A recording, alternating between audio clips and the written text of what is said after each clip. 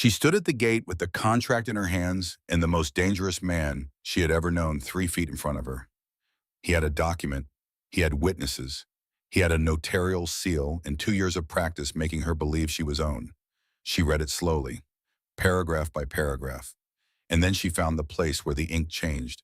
Her father had signed a debt settlement ad. He had never signed her over to anyone. The betrothal clause had been added after the fact, different ink, different pressure, the careful forgery of a man who understood that a woman who believes she is trapped will not think to look for the seam. She had never been sold. She had been told she was sold. There is a difference. She folded the paper. She looked at Harlan Cross, and she said the 4 words she had never said in 2 years of captivity. To understand how she got to that gate and what it cost her to get there, we need to go back 8 days. To a train station in Wyoming territory. To a woman in a black dress with a single bag and a letter she had read 47 times. This is the story of Ren Marsh. She was already at the gate when he arrived. The sun had dropped behind the western ridge, turning the sky the color of a bruised purple at the edges, dark at the center, shot through with veins of amber that looked almost like warning. The flag was behind her. Black fabric. A red bird stitched at the center with thread the color of dried blood wings, spread wide as though the creature had just decided it was done being still. Below the bird, 2 open hands. Below the hands, 3 words that anyone riding up that trail could read from 40 feet away. Still standing here. He came alone. She had expected that. Harlan Cross had never needed men behind him. Men were for problems that required force, and Harlan had always preferred the kind of damage that left no visible marks. He rode a hired horse. Gray suit, white shirt, a cravat pinned with something silver that caught the last of the light and threw it back. His boots were clean. His hair was combed. He dismounted with the same practiced ease he brought to everything, every movement composed, every gesture designed for an audience that may or may not exist. He looked up at the flag first. Then he looked at her. The man standing at the gate beside her wore a blue work shirt with the sleeves rolled to the elbows. A brown leather vest worn at the edges, soft from years of use. His hands were rough. His eyes were gray. He did not smile. He did not speak. He simply stood with his feet set wide and his arms loose at his sides, and he looked at Harlan Cross with the flat, measuring calm of a man who had seen worse things than this and was not afraid of any of them. The man at the gate was Caleb Stone, and this was his land. But the woman in front of the gate was Ren Marsh, and the ground beneath her boots was hers. Harlan looked at her the way he always looked at her, with warmth so practiced it had calcified into something that wore warmth's face but had none of its heat. He said her name like it was a prayer. She said 4 words back. The screen went dark. To understand how a woman who arrived in Ashwood, Wyoming, wearing a black wedding dress, ended up standing at a gate on ground she had chosen, telling the most dangerous man she had ever known that he did not own her. We need to go back 8 days. We need to go back to the beginning of everything. This is the story of Ren Marsh. She was 20 years old when her father signed a piece of paper. She was 22 when she found out what the paper said. She spent 2 years inside a house in St. Louis that looked from the outside like the kind of home women in church magazines call blessed. High ceilings, good furniture, a garden in the back with roses that bloomed in June and had to be cut back in October. From the inside, it was a cage with good curtains. The man who built the cage was named Harlan Cross. He was wealthy, patient, and precise, and he believed with the quiet certainty of a man who has never been told no and survived it that ownership and love were the same word. He never shouted. He never had to. He had other methods, slower and more thorough, the kind that go to work on a person from the inside out until the person standing in the mirror no longer looks like anyone they remember being. Ren remembered who she was. That was the thing Harlan had not accounted for. 3 months before she arrived in Ashwood, she took money from his desk while he was at a dinner she had not been invited to attend.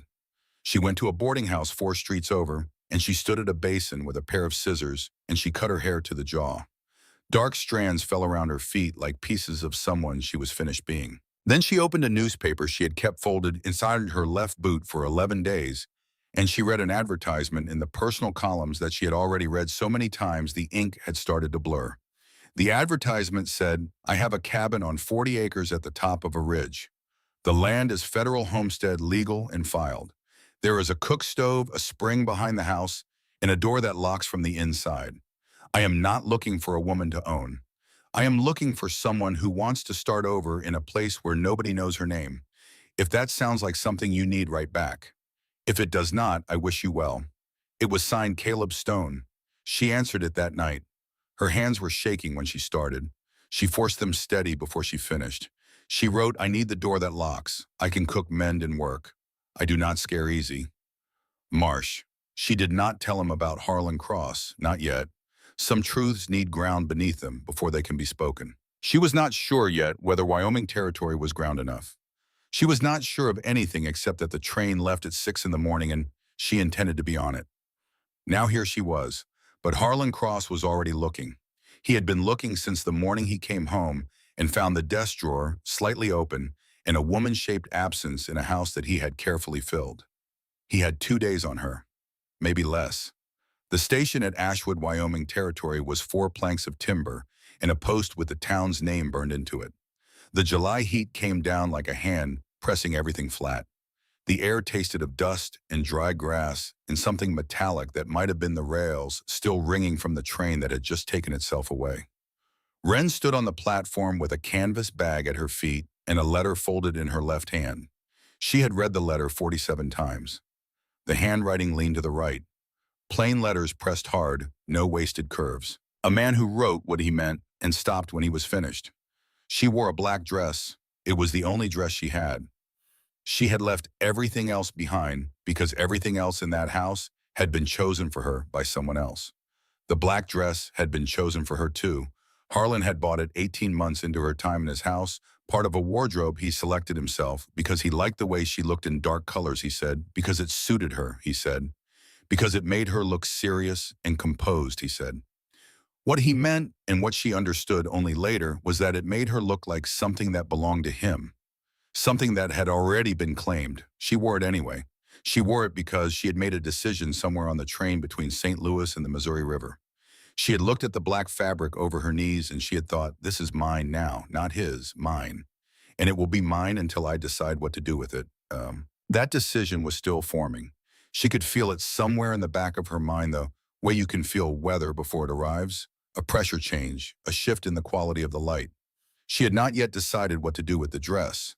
But she had decided she was not going to hide it. The town of Ashwood sat along a single dirt road running north to south with buildings pressed against either side like men leaning into a wind that never stopped. A dry goods store, a livery, a saloon with its doors propped open, a church at the far end with a white steeple that looked too clean for the rest of the place, as though someone scrubbed it weekly while letting everything else go the way of honest weather. The people of Ashwood looked at Wren the way people look at something they have not decided is safe. Men from doorways, women from porches. A kind of collective inhale held just a moment too long.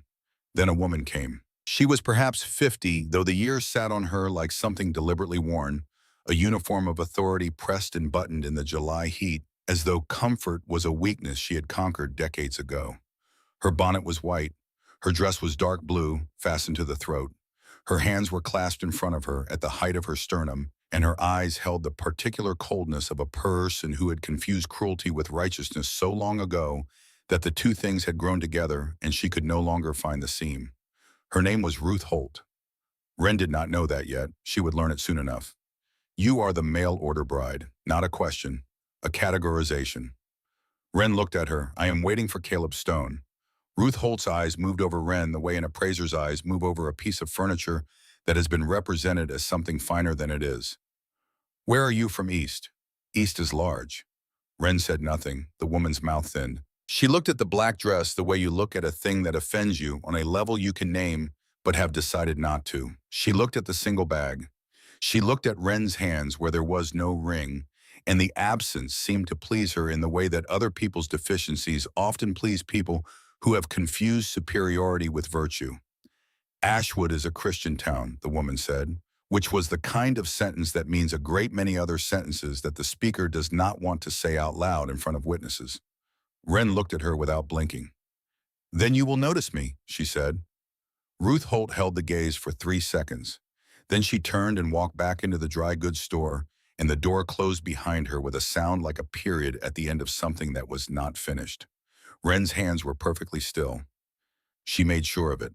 It was not until a voice came from her left that she turned. The girl was small and thin. 14 years old or close to it, with brown hair pulled back in a way that was practical rather than pretty, and boots that were slightly too large for her feet. Her eyes were the thing you noticed first. They moved too quickly. They took inventory of a space before they settled on a person, cataloging exits and distances and the specific weight of every other person present before finally arriving at the thing they had actually come to look at. These were the eyes of someone who had learned that warning comes before arrival and that the time between the two is the only time that matters. Her name was Nell Crane. She was 14 years old. She had already seen more than most men twice her age, and she had learned the way children learn things in difficult houses to make the knowledge invisible. "You the one waiting on Caleb Stone?" she asked. "I am. He sent me.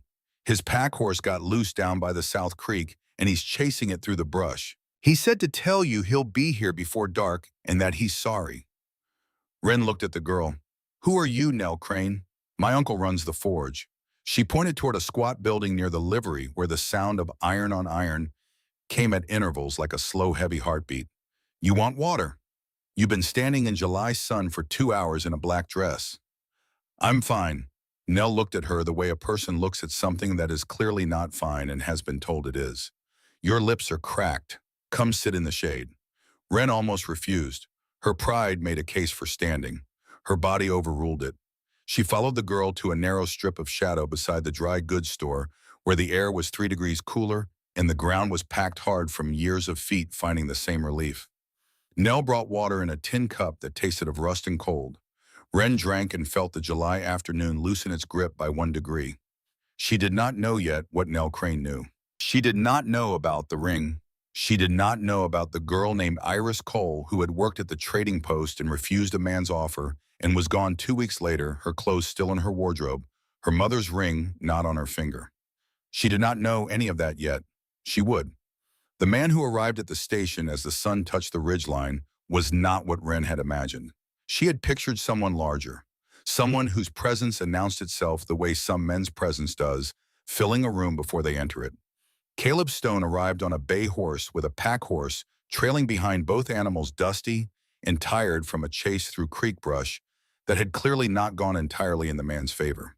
He was lean rather than tall, with dark hair pressed back from a face that years of weather had burned to the color of good leather. His shirt was blue, the faded blue of something washed many times in cold water, and beneath it a brown leather vest worn soft at the edges and dark at the seams.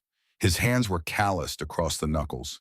His eyes were gray, not the bright gray of storm clouds, but the gray of river stones, smooth from long contact with things that moved over them.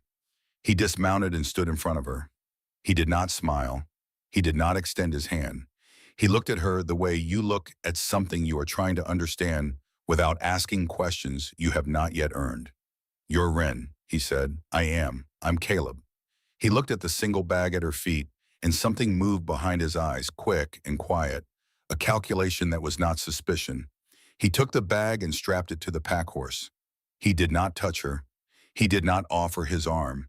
He simply swung onto his horse and held the reins of the second animal, a calm sorrel mare, while she mounted. He waited until she was settled. Then he turned north toward the ridge and they rode. For the first mile they said nothing. The trail climbed through scrub and dry grass. The mountains ahead turned purple as the light left the sky. Wren listened to the horses breathe and the creak of leather and the sound of a creek running somewhere below them through stone. The silence between them was not uncomfortable. It was the silence of two people who had each been in enough difficult rooms to understand that quiet is sometimes the most honest thing available. Then he looked at the dress. Just a glance, the way a person glances at something that doesn't answer the question it raises. "Funeral or wedding?" he said. She looked at the trail ahead. "Both," she said. He did not press. He turned back to the ridge and they rode on, and that was the end of that conversation for now. But it was not the end of what had been opened. She could feel it, a door slightly ajar in the space between them, not open, not closed, waiting on something neither of them had said yet. The thing Caleb Stone did not know, and that Wren had not yet decided how to tell him, was this: Harlan Cross had bought the dress. He had chosen it in a shop on Chestnut Street in St. Louis, held it up against the afternoon light coming through the window, and said it suited her. He had said this with the warmth of a man complimenting his favorite painting. The painting does not choose its colors. The painting hangs where it is placed. For 18 months, Wren wore dark colors. She wore what was laid out for her. She attended dinners where Harlan introduced her to men who looked at her with the careful admiration of people appraising something that belonged to someone more powerful than themselves. She smiled. She was gracious. She was quiet at the right moments and articulate at the moments when articulate was what was wanted. At home behind the doors that locked from the outside, she was other things. She was still.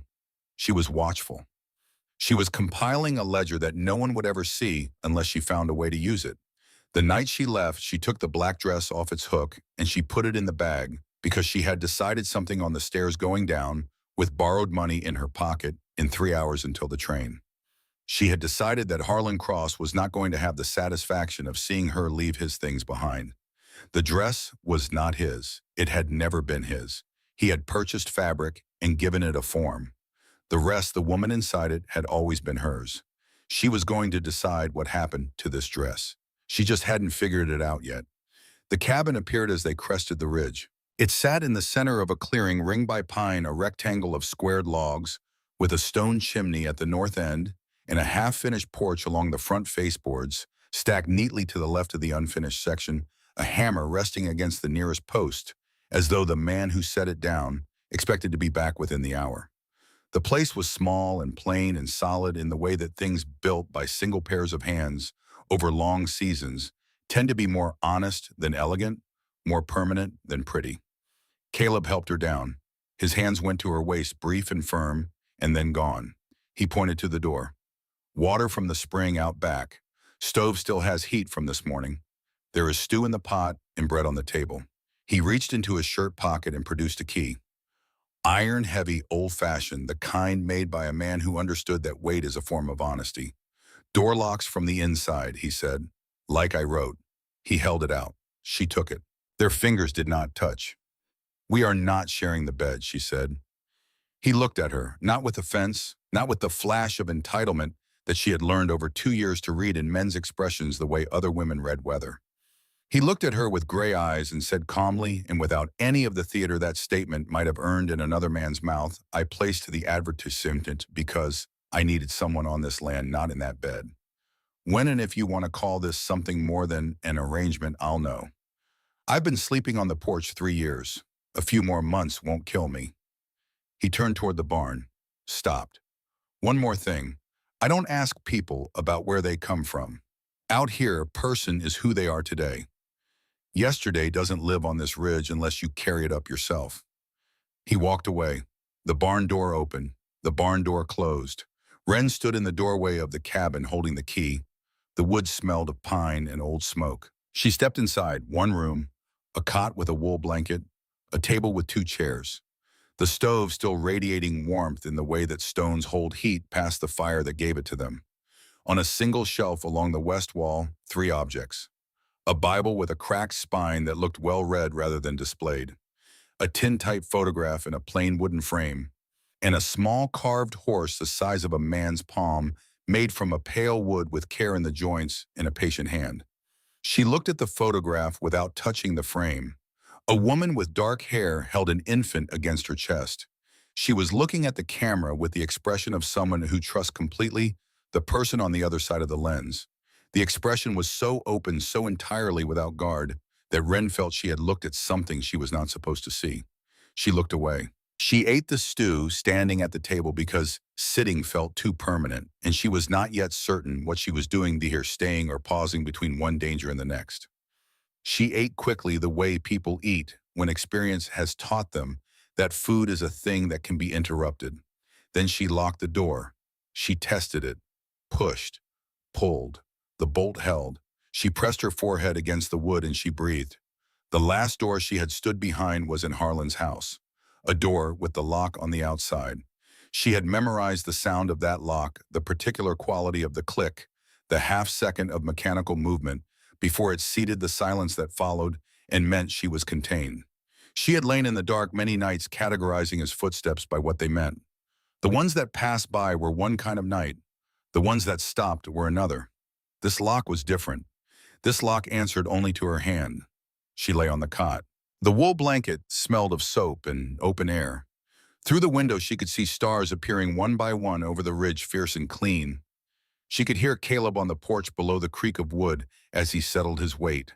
The sound of water poured from a tin. Then nothing. Just breathing steady and unhurried, the breathing of a man with no interest in opening her door. For the first time in 2 years, she slept without listening for footsteps. She woke to hammering, steady, rhythmic, the sound of a nail finding its place in wood. She lay for a moment with her eyes open and the morning light coming through the window in a long rectangle of gold across the floor, and let the sound arrange itself into meaning. Not threat, work. The ordinary sound of something being built. Her wrists ached. They always ached in the mornings, a dull, persistent pain that lived in the scar tissue Harlan had left there the first time she tried to run. She pressed them together beneath the blanket and breathed through it the way she had learned to breathe through things. The pain was background. It was not the room. She dressed and went outside. Caleb was crouched at the far end of the porch, fitting a board into place with the methodical concentration of a man who has done this long enough to stop thinking about it. His shirt was already damp across the shoulder blades. The morning sun caught the brown leather of his vest and turned it the color of old honey. He did not look up. Coffee's on the stove, bread on the table. She ate. She drank the coffee, which was strong and bitter in the honest, unadorned way of something made by a person who drinks it every day for function rather than pleasure. She came back outside and stood at the edge of the unfinished porch and watched him work. "I want to learn," she said. He drove one more nail into the board, walked to her, and held the hammer out, handle first. "Grip it near the end, not the middle. Let the weight work for you." She took it. The heft was different from anything she had carried before: buckets, iron serving trays, all tools of maintenance, all tools for moving things from one place to another without changing them. This was something else. This was a tool designed to alter the state of matter, to drive one thing into another and create a connection that had not existed before. She set a nail. She swung. The head glanced sideways and the nail bent sideways into the wood at an angle that was entirely wrong. "That's one," Caleb said. Not disappointment, not instruction, just counting. She pulled the bent nail. She set another. She swung again. This one went straight. The vibration ran up through the handle and into her palm and up her arm and settled somewhere in her chest, not in the heart but near it. A solid ringing note that had no name she knew of, but that her body recognized as something true. She had done that. The nail was there because she had put it there. It would be there tomorrow. It would be there when she was not. "You said you could work," he said. "I can," she said. "I just never held a hammer before." "What did you use?" She thought of Harlan's house, the trays, the irons for pressing his shirts, the bucket for the garden she tended, but never chose. "Trays," she said. "Irons, things that carry, not things that build." He looked at her for a moment, then he turned back to his section of the porch and picked up his own hammer. They built in silence for the rest of the morning, two people on opposite ends of an unfinished floor working toward each other without discussing it, the space between them narrowing board by board. On the third day, Nell Crane came to the ridge. She arrived on foot with a basket of bread and a face full of things she wanted to say, and the restraint that children learn when they have grown up in houses where wanting and speaking are not safely the same. She had walked the trail alone, which was not nothing. Wren had ridden it on horseback and found it steep. Nell set the bread on the porch rail and sat without asking permission, which was either confidence or a sign that permission was a courtesy she had learned not to expect. Her left arm had a bruise on the forearm, yellow-green, and fading the color of something that had been darker a week ago. Finger-shaped, the kind left by a grip that had no business being applied to a 14-year-old. Wren noticed. She did not ask. Not yet. She poured water and let Nell sit and watch them work. And when Nell reached for a nail from the tin and held it up with a question in her eyes, Wren held out the hammer.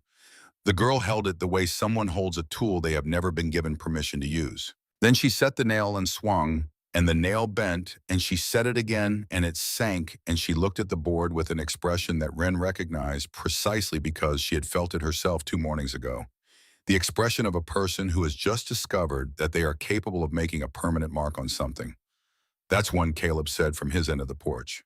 Nell looked at him. Then she took another nail. On the fifth day, Wren set down her hammer in the middle of the afternoon. She had been measuring the boards, measuring, marking, fitting, checking the joint. The work had a rhythm she had come to rely on in ways she had not expected, a rhythm that organized the hours and kept the other thoughts, the ones about train schedules and telegrams, and a man in a gray suit asking questions in St. Louis, from taking up too much space. She set down the hammer. She looked at Caleb's back where he was working on the north section of the frame. The scar along his left shoulder blade caught the light when he raised his arm, long and pale, the kind a blade makes. She said, "You did not put that advertisement in the paper because you were lonely." Caleb's hammer stopped. Not slowly. It stopped. She did not turn around. She kept looking at the joint she had just fit at the wood she had just measured. She had thought about how to say this for 2 days. In the end, she had decided the only way was the direct way because she had spent 2 years watching what the indirect way produced.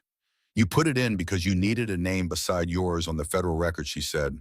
"A household, a family, something the territory would notice if it disappeared and would have to explain if it did not. A man alone on a ridge is easy to erase. A homestead with a wife registered on the claim is something else." The silence that followed was the silence of something that has been true for a while and has just been named for the first time. She turned around. He was looking at her. Not with evasion, not with the smooth, instantaneous construction of an alternate story that she had watched Harlan perform so many times she could do it herself now, from the outside. He was looking at her the way a man looks when he has been seen clearly and has decided after a moment that there is no longer any reason to stand sideways. "You're not wrong," he said. She looked at him. The afternoon light was in his face, turning the gray of his eyes towards silver. "A man named Wade Holt runs this town," Caleb said. "He's 25 years old and he owns the commerce routes in the mine contracts in the favor of enough people that the ones who disagree with him keep their disagreement private. 6 months ago, he offered me a deal. Let him use this ridge as a waypoint for the northern trade route. Said I'd profit from it. Said I'd have protection and supplies. What did you say?" I said no. "Why, because the ridge is mine. And mine means mine. And after you said no, after I said no, he made sure nobody in Ashwood would sell to me. No nails from the forge, no salt from the trading post, no feed from the livery without a wait of 3 weeks and then half the order. He's been squeezing, and a man being squeezed alone on a ridge is the kind of problem that can solve itself quietly without anyone asking inconvenient questions." He paused. Then he said the part she had already worked out for herself. "A man with a wife on the federal homestead record is a different calculation." She was quiet for a moment. She could feel the shape of what he had told her settling into place the way pieces settle when you finally see the whole picture they belong to. She picked up her hammer. "I should have told you before you got on that train," he said. "I wrote the letter 3 times. I threw it away 3 times. I couldn't figure out how to say I need you here without it being what it was, which was using you, and I'm not proud of it." She set a nail. "But something happened between your first letter and your last," he said. "You didn't ask about the size of the house. You didn't ask about cattle or money or what the winters were like. You asked about the lock on the door. And I knew you were running from something that had hands." She drove the nail. "One clean strike. True and flush. You could leave," he said. "I'm not saying you couldn't. I'm saying I'm telling you the truth of it now because you deserved to hear it before you got on that train, and I was wrong not to say it." She reached for another nail. "This porch isn't finished," she said. He was quiet for a moment. "No," he said, "it's not." He picked up his hammer. She set the next nail. They worked until the sun was behind the ridge and the air turned cool and the stars began to show themselves above the pine line one by one, and neither of them said anything more about it because the work said what needed saying and the silence held the rest. That night she could not sleep. She lay on the key and stared at the ceiling and pressed the iron key against her palm until the teeth left small marks in her skin. She had not yet told him about Harlan Cross. She had told him she needed the door that locked, and he had not asked why. 4 letters had passed between them, and he had described the ridge and the creek in the particular quality of the quiet up here, the kind that holds a person rather than pressing down on them, and he had not once asked her what she was running from. She was grateful for that. She was also aware that gratitude was a thing she had learned to be careful with, that it could be mistaken for debt, that the men who had surrounded her in the previous years had understood gratitude as a form of obligation. Caleb Stone had told her the truth about why he had brought her here. She was going to have to tell him the truth about what was coming. Not tonight. Tonight she needed to think. She thought about the dress. It was folded in the canvas bag in the corner of the cabin. Black cotton, good stitching. She had worn it on the train. She had worn it off the platform at Ashwood into the full assessing gaze of a town that had opinions about black dresses and what they signified. She had worn it up the ridge trail in July heat and sat in it through 2 days of learning to drive nails. She thought about what Nell had told her on the second afternoon, sitting on the edge of the porch with her legs hanging over the side and her voice carefully low. There was a girl who worked at the trading post, Nell had said. Her name was Iris Cole. She was maybe 20. She had a way of listening to people that made them feel like the only person in the territory worth talking to. She said no to Wade Holt when he came calling. 2 weeks later, she was gone. People said she packed up and went east to start over. Wren had looked at the girl. And you don't believe that? Nell had been quiet for a moment. Her hands were in her lap. The bruise on her forearm was turned away from the light. She left her mother's ring behind, Nell said. It was a silver ring with a small blue stone. Her mother gave it to her the week before she died. I never once saw Iris without it. Not one day. And I found it 3 months after she was gone, buried in the ash pit at my uncle's forge. The silence that followed had weight in it, the specific weight of a thing that cannot be unsaid and cannot be unheard. Nell Wren had said carefully, "Does anyone else know?" The girl had looked at her with eyes that were older than 14 by a considerable distance. "No," Nell said. "You're the first person I've told." Wren lay on the cot and turned all of this over. The ring, the ash pit, the girl who said no, the man who ran the town and was 25 years old and was squeezing Caleb Stone's homestead supply lines and had now, Nell had told her this afternoon, a man from St. Louis sitting across a breakfast table from him every morning for the past 4 days. A man from St. Louis. She pressed the key harder against her palm. She did not sleep that night either. Before the sun came up the next morning, before Caleb's hammer started, and before Nell appeared at the trail, head with her basket and her careful eyes, Wren got up. She lit a lamp. She took the black dress out of the canvas bag and spread it on the table. She looked at it for a long time. Then she picked up the scissors from Caleb's mending kit on the shelf and she began. She cut the bodice first, then the skirt. She worked in the lamplight with the focus of someone who has decided something and is now executing that decision rather than reconsidering it. The fabric was good. She would not waste it. She would remake it into something flat and wide and able to catch the wind. She found red thread in the kit. She threaded a needle. She began to stitch. She stitched a bird at the center of the white section of lining she had cut away from the dark outer fabric, a bird with its wings fully spread, no specific species, nothing that belonged to anyone else's symbolism, just a living creature doing the only thing wings are made for. Below the bird, she stitched 2 hands' wrists, opened the loops of rope around them, broken, falling away, empty. The hands were not fists. They were not reaching. They were open palms upward, the posture of a person who has set something down and chosen not to pick it up again. At the bottom, in stitches small enough that a person would need to come close to read them, she sewed 3 words. Still standing here. The sun was beginning to lighten the ridge when Nell arrived. The girl stood in the doorway and looked at what was spread on the table. Then, without asking, she sat down across from Wren, picked up a length of thread, threaded the needle with her good hand, and began to stitch the border. One-handed, uneven. The line wandered where the thread was pulled too tight. It bunched where her fingers couldn't quite manage the angle. It was not the work of a seamstress. It was the most honest needlework Wren had ever seen. They finished as the sky turned full gold. Wren held the completed piece up with both hands. The red bird spread its wings against the dark fabric. The broken ropes hung empty. The 3 words caught the first light. Caleb came around the corner from the barn and stopped. He looked at the flag for a long time. The morning wind lifted it. The bird's wings moved as though the creature were deciding whether or not to leave the cloth entirely. "That's not a flag," he said finally. Wren lowered her arms and looked at him. "What is it then?" He looked at it again. At the bird, at the words. "A declaration," he said. They hung it from the porch beam before breakfast. The wind took it immediately, pulling it taut, spreading the wings wide. From the trail below, anyone riding up the ridge toward the cabin would see it before they saw anything else. A dark shape against the morning sky, moving in a wind that did not stop carrying three words that anyone who had ever been told to be smaller than they were would understand on sight. The flag flew. Down the hill in a town that was learning to hold its breath, two men were sitting across a table from each other for the fourth morning in a row. One of them ran the town. The other had come a long way to collect something he believed was his. And neither of them had yet ridden up the ridge to see what was flying above the cabin on Caleb Stone's 40 federal acres. They would.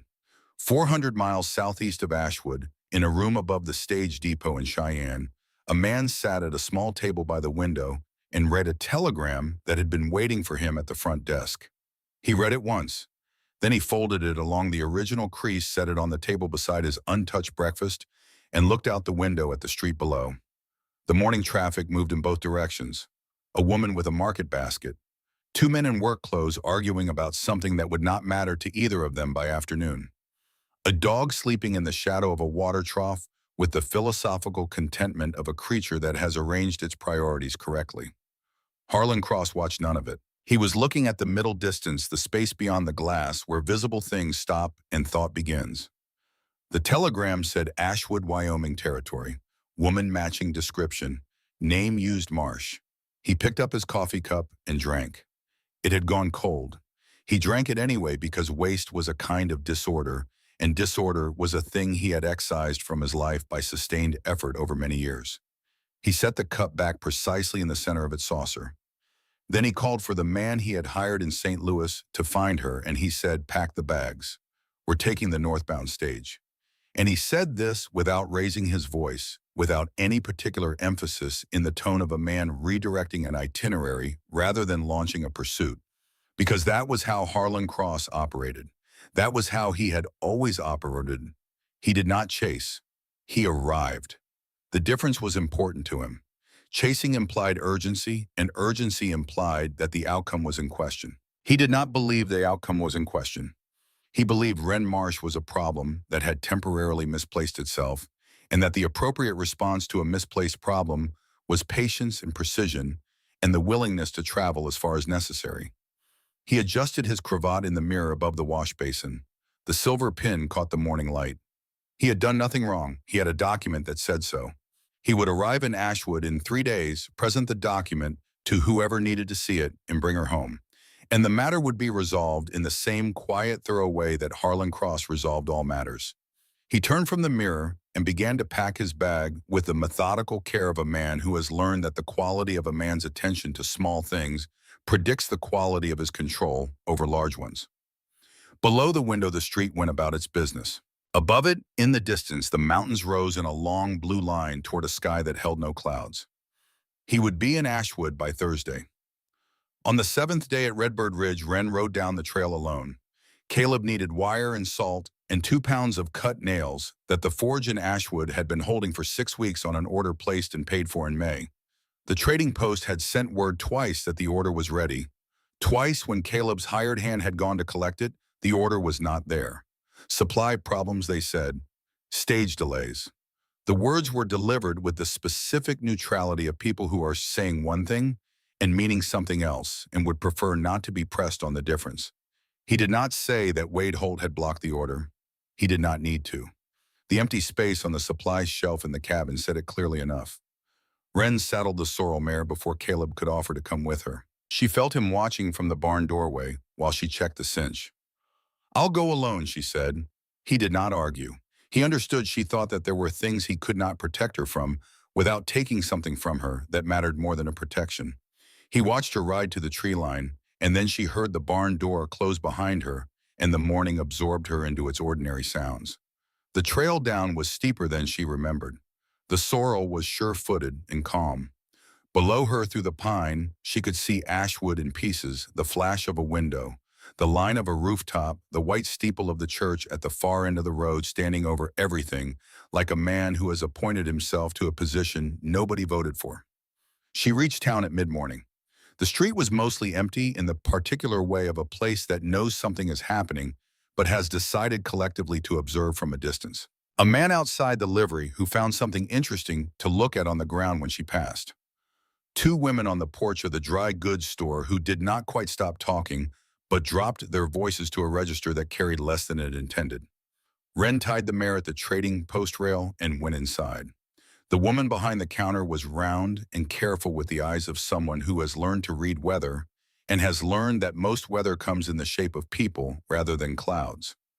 She looked at Wren the way you look at something you have been told to be cautious about without being told exactly why.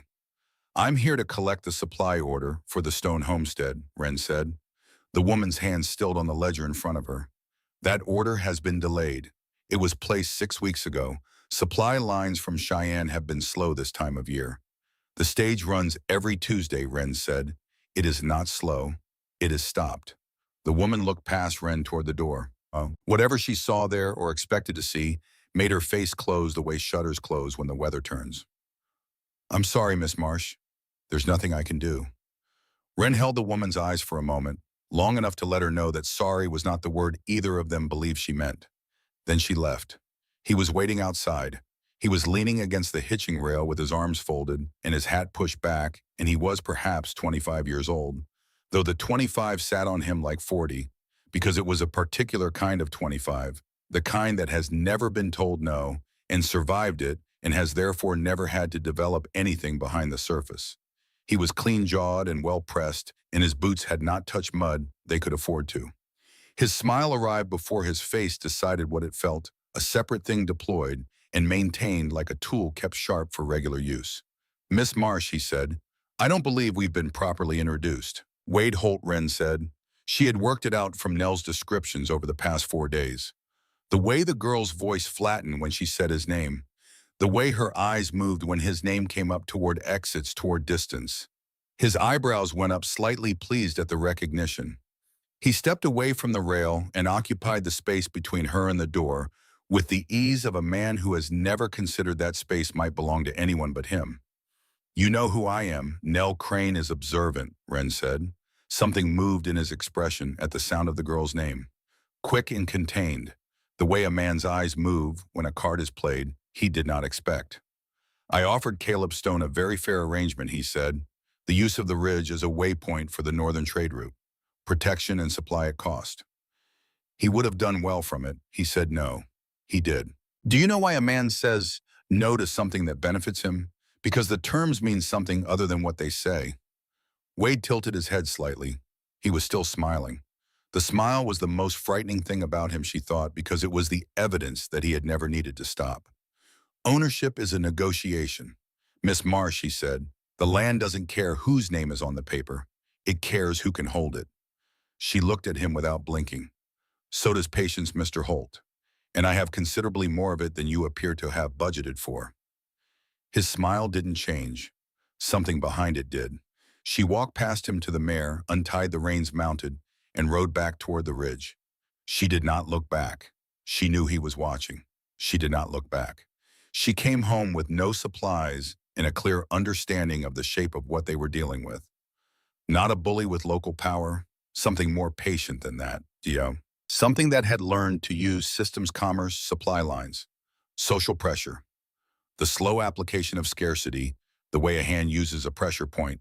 You don't need to hit a person if you can find the place that already hurts and press on it steadily until they make the decision you wanted them to make. Caleb was on the porch when she returned. He looked at her face and at the empty saddlebags and did not ask. She told him about the conversation. He listened the way he did everything without interruption, without the restless need to respond before she was finished. Then she said there was something else. He waited.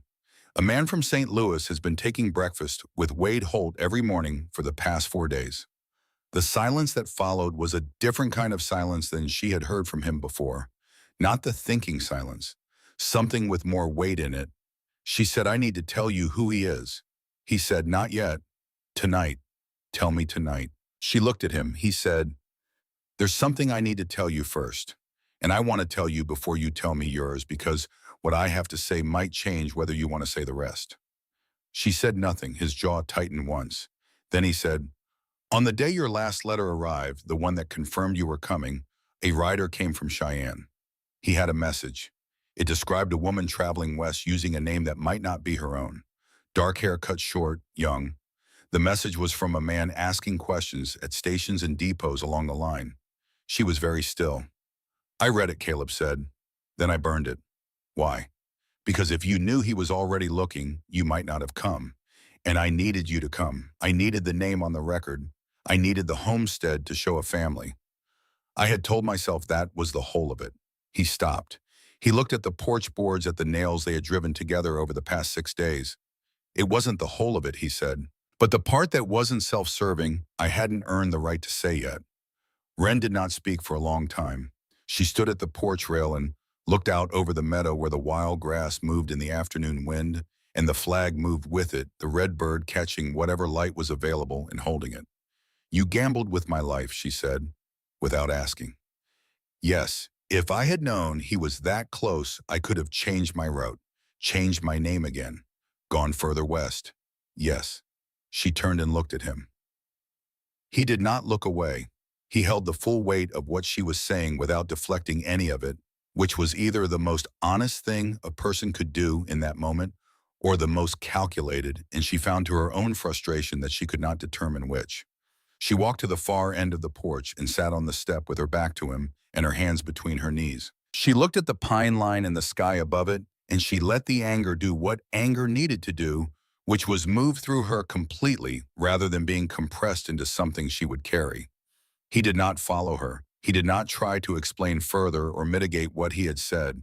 He went into the cabin and she heard him at the stove, and then there was the smell of coffee. She sat on the step until the sun was behind the ridge. When she came inside, there were 2 cups on the table. She sat down. She wrapped her hands around the warm tin. She said, I'm still going to tell you, but not because we're even. We're not even. He said, I know. She said, tell me about her first, the woman in the photograph. He was quiet for so long, she thought he was not going to answer. Then her name was Margaret. She had dark hair, and she was smaller than you'd expect for someone who took up the amount of space she did in a room. She sang hymns off-key every Sunday morning while she made breakfast, and she did not care, not 1 degree, that she couldn't carry a tune. Our son Samuel thought she was doing it on purpose to make him laugh. Maybe she was. She always could make that boy laugh. Wren held her coffee and listened. The typhus came in October of '74, Caleb said. She got sick first. I thought it was a fever. 3 days in broth and cold cloths, and she'd be herself again. Then Samuel got it on the 3rd day, and I went to the doctor, and the doctor said he was occupied, and what he meant was afraid. I went to the neighbors, and they boarded their doors, every one of them. I went to the church, and the minister said it was the Lord's will. And I think that was the last morning I believed in any God who would take a woman like Margaret and a child like Samuel and call it a plan. The lamp between them threw a low, warm light. Outside, the wind moved through the meadow grass. She died on a Tuesday, he said. He died on a Thursday. I buried them both under the elm tree behind the cabin. I dug both holes myself. I wrapped Margaret in the quilt her mother had made for our wedding, and I wrapped Samuel in the shirt she had sewn for his first birthday, the one with the blue thread at the collar. She always said blue was his color. He put his hands flat on the table, palms down. Fingers spread, the posture of a man anchoring himself to something solid. I sold everything the next week, he said. The land, the animals, the furniture. I put what money there was in my pocket, and I walked west. I walked because riding felt too fast. I needed the days to be long. I needed my feet to hurt. Wren set down her cup. She reached across the table and placed 2 fingers on the edge of the photograph frame, not touching it, the way you touch the boundary of something that belongs to another person's grief, with permission, without possession. What was her voice like, Wren said. When she yelled at you about the laundry? Caleb blinked. You mentioned she yelled at you about the laundry, Wren said. What did it sound like? Something shifted behind his eyes, not breaking, something that had been sealed for a long time and was deciding slowly whether to open. Low, he said, rougher than you'd expect for a woman her size, like she meant every word of it and was enjoying meaning it. She'd say the same 3 things in the same order every time I hung the shirts wrong. Which was every time. The ghost of something that might eventually become a smile moved across his face and did not quite arrive. Samuel could imitate her exactly, he said, right down to the way she pointed. We used to do it behind her back, and she always knew, And she never said so because she liked that he could make me laugh even when I was trying to be properly sorry about the shirts. Wren nodded. She took her fingers from the edge of the frame. The cabin was quiet. Outside, the wind had settled into the long, low register it held through the night on the ridge moving through the pine without urgency. She told him about Harlan Cross. She told it the way she had rehearsed it in her head during the weeks on the train and the boarding houses before that, without preamble and without apology, with the flat precision of someone who has understood that emotion gives people a reason to dismiss the content of what you're saying. She told him about her father, Aldrich Marsh, a tailor in St. Louis, who had been competent and warm and present until her mother died, and who had then proceeded to disappear into a bottle with the thoroughness of a man who had decided that grief was a destination rather than a passage. She told him about the debts that accumulated in her father's absence from himself, the rent, the suppliers, the small mounting obligations of a man who continued to occupy space in the world while failing to function in it. She told him about the evening Harlan Cross appeared at their door, well-dressed, soft-spoken, a bottle of French brandy in one hand and a smile in the other that she had not yet learned to read correctly. She told him about the paper her father had signed that night, the paper Harlan called a betrothal agreement, the paper that said Wren would become Harlan's wife on her 20th birthday in exchange for the full settlement of Aldrich Marsh's debts. She told him about finding the paper weeks later in a drawer she was not supposed to open and reading it by candlelight with her heart slamming against her ribs. She told him about the 2 years in Harlan's house.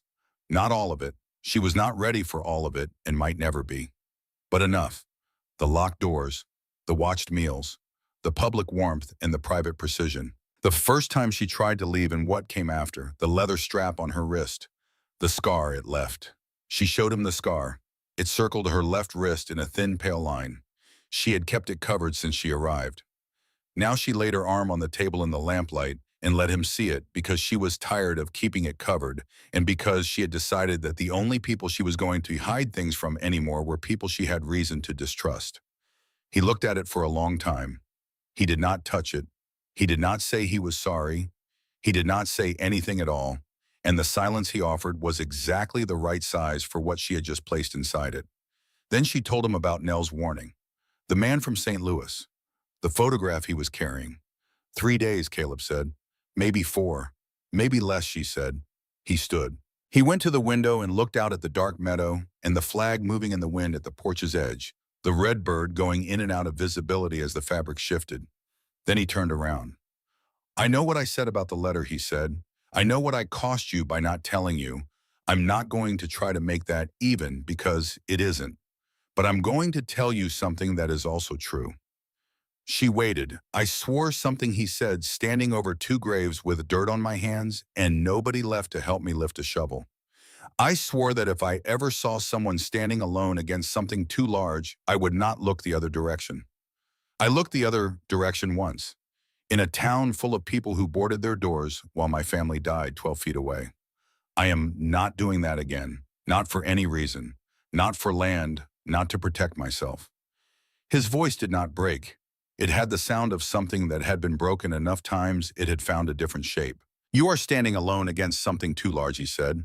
And I am telling you on this porch I built with the same hands that buried what I had left, that I am not looking the other direction. Wren looked at him across the table, across the lamp, across the photograph of the woman with dark hair and the child who had blue thread at his collar. She said, you can't promise me safety. No, you can't promise he won't find a way to take me back. No. What can you promise? He held her eyes. The axe is sharp, he said, and the porch is almost finished. And whatever comes, you will not face it alone. Not on this ridge. She looked at the table, at her own hands, the scar on the left wrist, the calluses from 6 days of hammering forming on her right palm. Then I'm staying, she said, and I'm done running. The next morning, Nell arrived earlier than usual. She came around the east end of the trail, rather than the main path, which meant she had come through the tree line rather than through town, which meant she had not wanted anyone to see which direction she was walking. She was moving carefully. Her left arm was held against her body at a slight angle, the shoulder sitting lower than the right, and when she set her basket on the porch rail, her face did a complicated thing. Relief and pain moving across it at the same time, each one trying to arrive before the other. Wren was on the porch before Nell reached the steps. She did not ask about the arm. She looked at it, and Nell saw her looking, and neither of them said anything for a moment, because some things are said more clearly without words. Then Nell sat on the steps, and Caleb brought water, and the morning reorganized itself around the three of them, which it had begun to do without anyone deciding it should. After a while, Nell said, "I need to tell you something else about my uncle." Wren sat beside her on the step. "The night Iris Cole disappeared," Nell said, "I was awake because I had a tooth that had been hurting for a week and couldn't sleep through it. I heard the wagon from the forge go out, past midnight. My uncle's wagon, I knew the wheel sound. It went east, toward the canyon road." She was looking at her hands. It came back 2 hours later, without whatever it had carried out. The silence that followed this had a particular quality.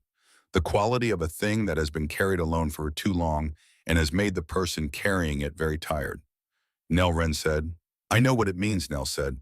"I've known since I found the ring. I just didn't know what to do with knowing it." She looked at Wren. Her eyes were dry. She had moved past the stage where this knowledge made her cry. She was in the stage past that, the stage that is colder and more useful. She said, "My uncle works for Wade Holt.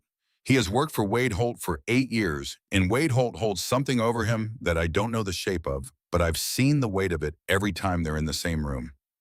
Rex Crane does not do anything without Wade Holt's permission, which means whatever happened to Iris Cole happened because Wade Holt said it should." Wren looked at Caleb, who was standing at the corner of the porch. He was very still. Then she said quietly, "Nell, does anyone else know what you heard that night?" "No."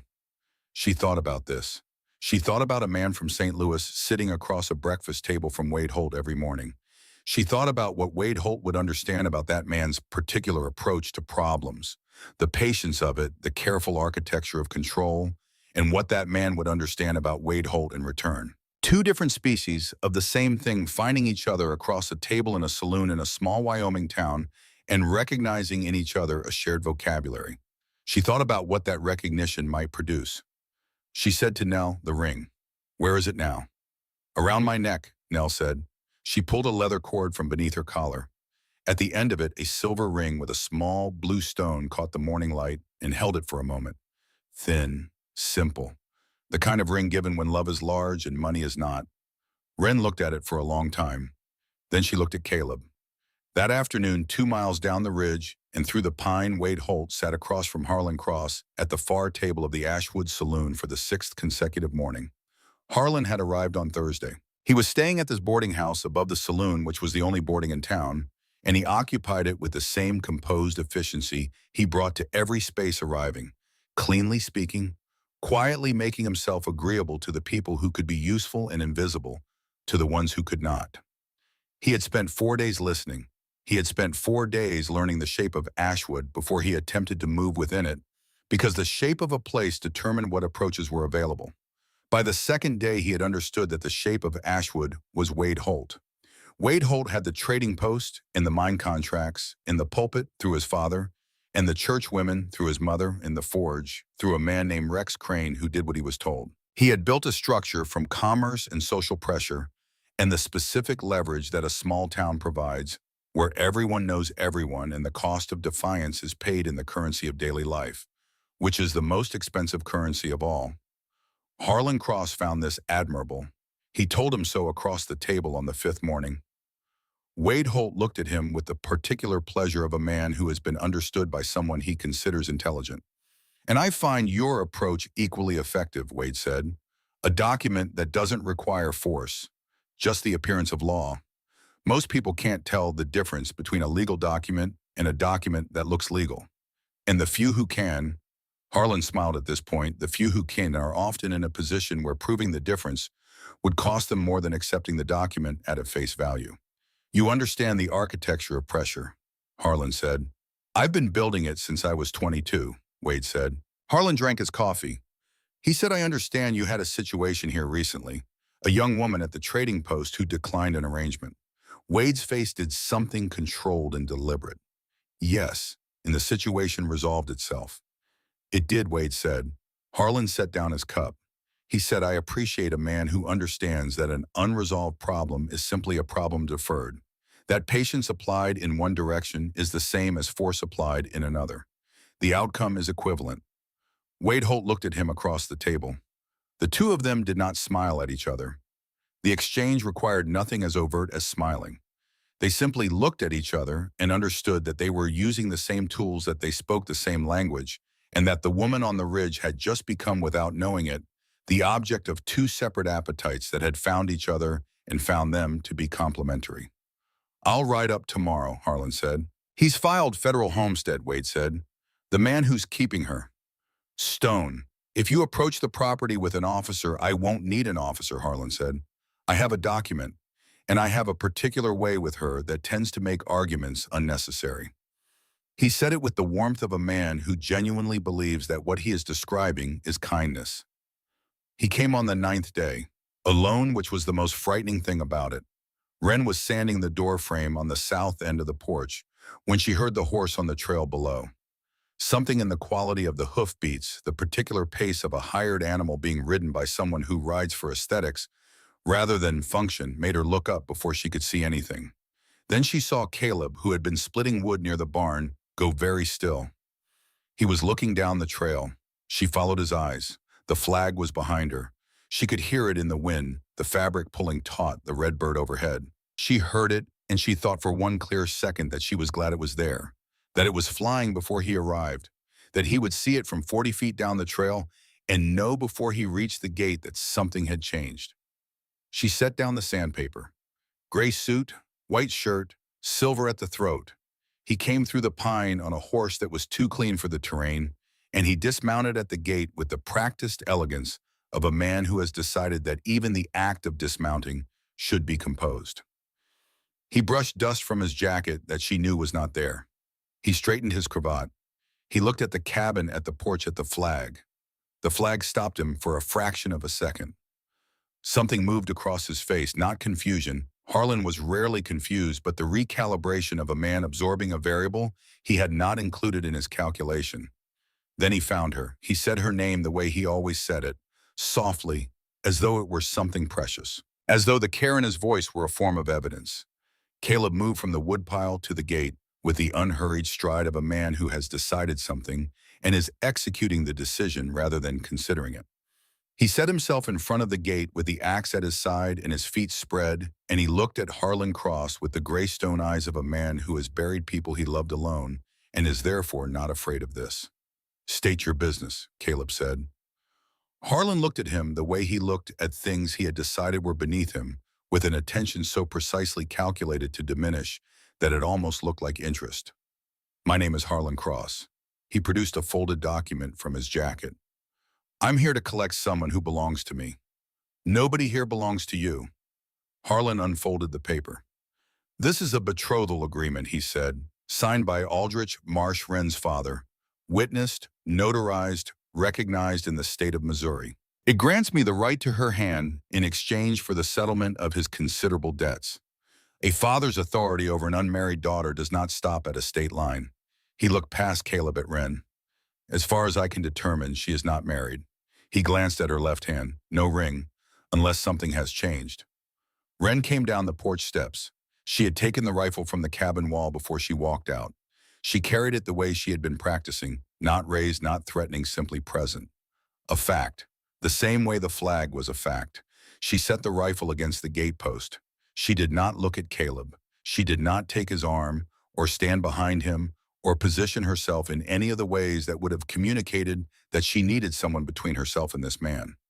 She walked past Caleb to the gate and stood 3 feet from Harlan Cross and looked at him, and he smelled of bergamot and cedar and the faint sourness that good cologne could not entirely cover. The smell of the house in St. Louis hit her before she was ready for it. 2 years of mornings, 2 years of evenings. The particular quality of the silence in that house when his footsteps were approaching, and she was calculating which version of the night she was about to survive. She did not step back. "Give me the paper," she said. He held it out. She took it without touching his fingers. She unfolded it. She had seen this document before, once by candlelight with shaking hands and a heart going too fast for rational thought. She had read it then as a sentence, as something fixed and final, and she had not had the capacity in that moment to read it any other way. She read it now, standing on federal land in Wyoming territory, with 6 days of calluses on her hands, and a flag overhead stitched from a dress she had decided to take back. She read it the way she had learned to read difficult things on the other side of surviving them, slowly, precisely, paragraph by paragraph. She found the place where the ink changed. It was subtle, the kind of subtle that requires knowing what you're looking for. The body of the document, the debt settlement clauses, and the witnessing sections and the notarial seal were written in one ink, one hand, one consistent weight of pen pressure. The betrothal clause, the specific language that transferred her person from her father's authority to Harlan's, was written in a slightly different ink. The shade was not identical. The pressure was not the same. The clause had been added after the rest was complete. Her father had signed a document settling his debts. He had not signed a betrothal agreement. Those two things had been made into one thing by a man who understood that an incapacitated person cannot read what they are signing and that the witnesses he chose would not look carefully enough to notice.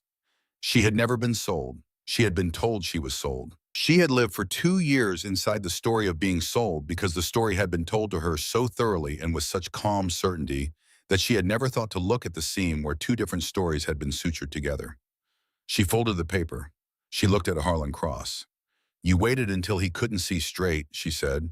"The brandy was French. My father could not afford French wine." Harlan's composure did not shatter. It developed a hairline fracture across the surface visible only to someone who had spent 2 years memorizing every fissure in the mask. His left eye moved a quarter inch. His right hand closed and opened. "You took money when you left," he said. His voice had dropped, not to a shout, to the low register he kept for private rooms and private moments. The register she had spent 2 years learning to prepare herself for. "You took money from my desk and clothing I purchased, and you disappeared." "I took what I needed to survive," she said. "The dress was never yours. And this contract," she held it up, "is not what you told me it was. The betrothal clause was added after my father signed. Different ink, different hand pressure. He signed a debt settlement. He did not sign me over to you. You wrote the second part yourself or had it written, and you have been lying about it to me for 2 years." Something in his face went flat, not angry, flat. The expression of a man who has had the story he tells himself interrupted and is deciding how to proceed. "Come home," he said, and the voice that came out was the other voice, not the register of private rooms. The public voice, the warm voice. The voice the neighbors heard, the minister's wife, the women at church who called her lucky. The voice that had fooled her once because she had not yet understood that a voice can be practiced the way a signature is practiced, refined over years until it moves without effort. "Come home. You look exhausted.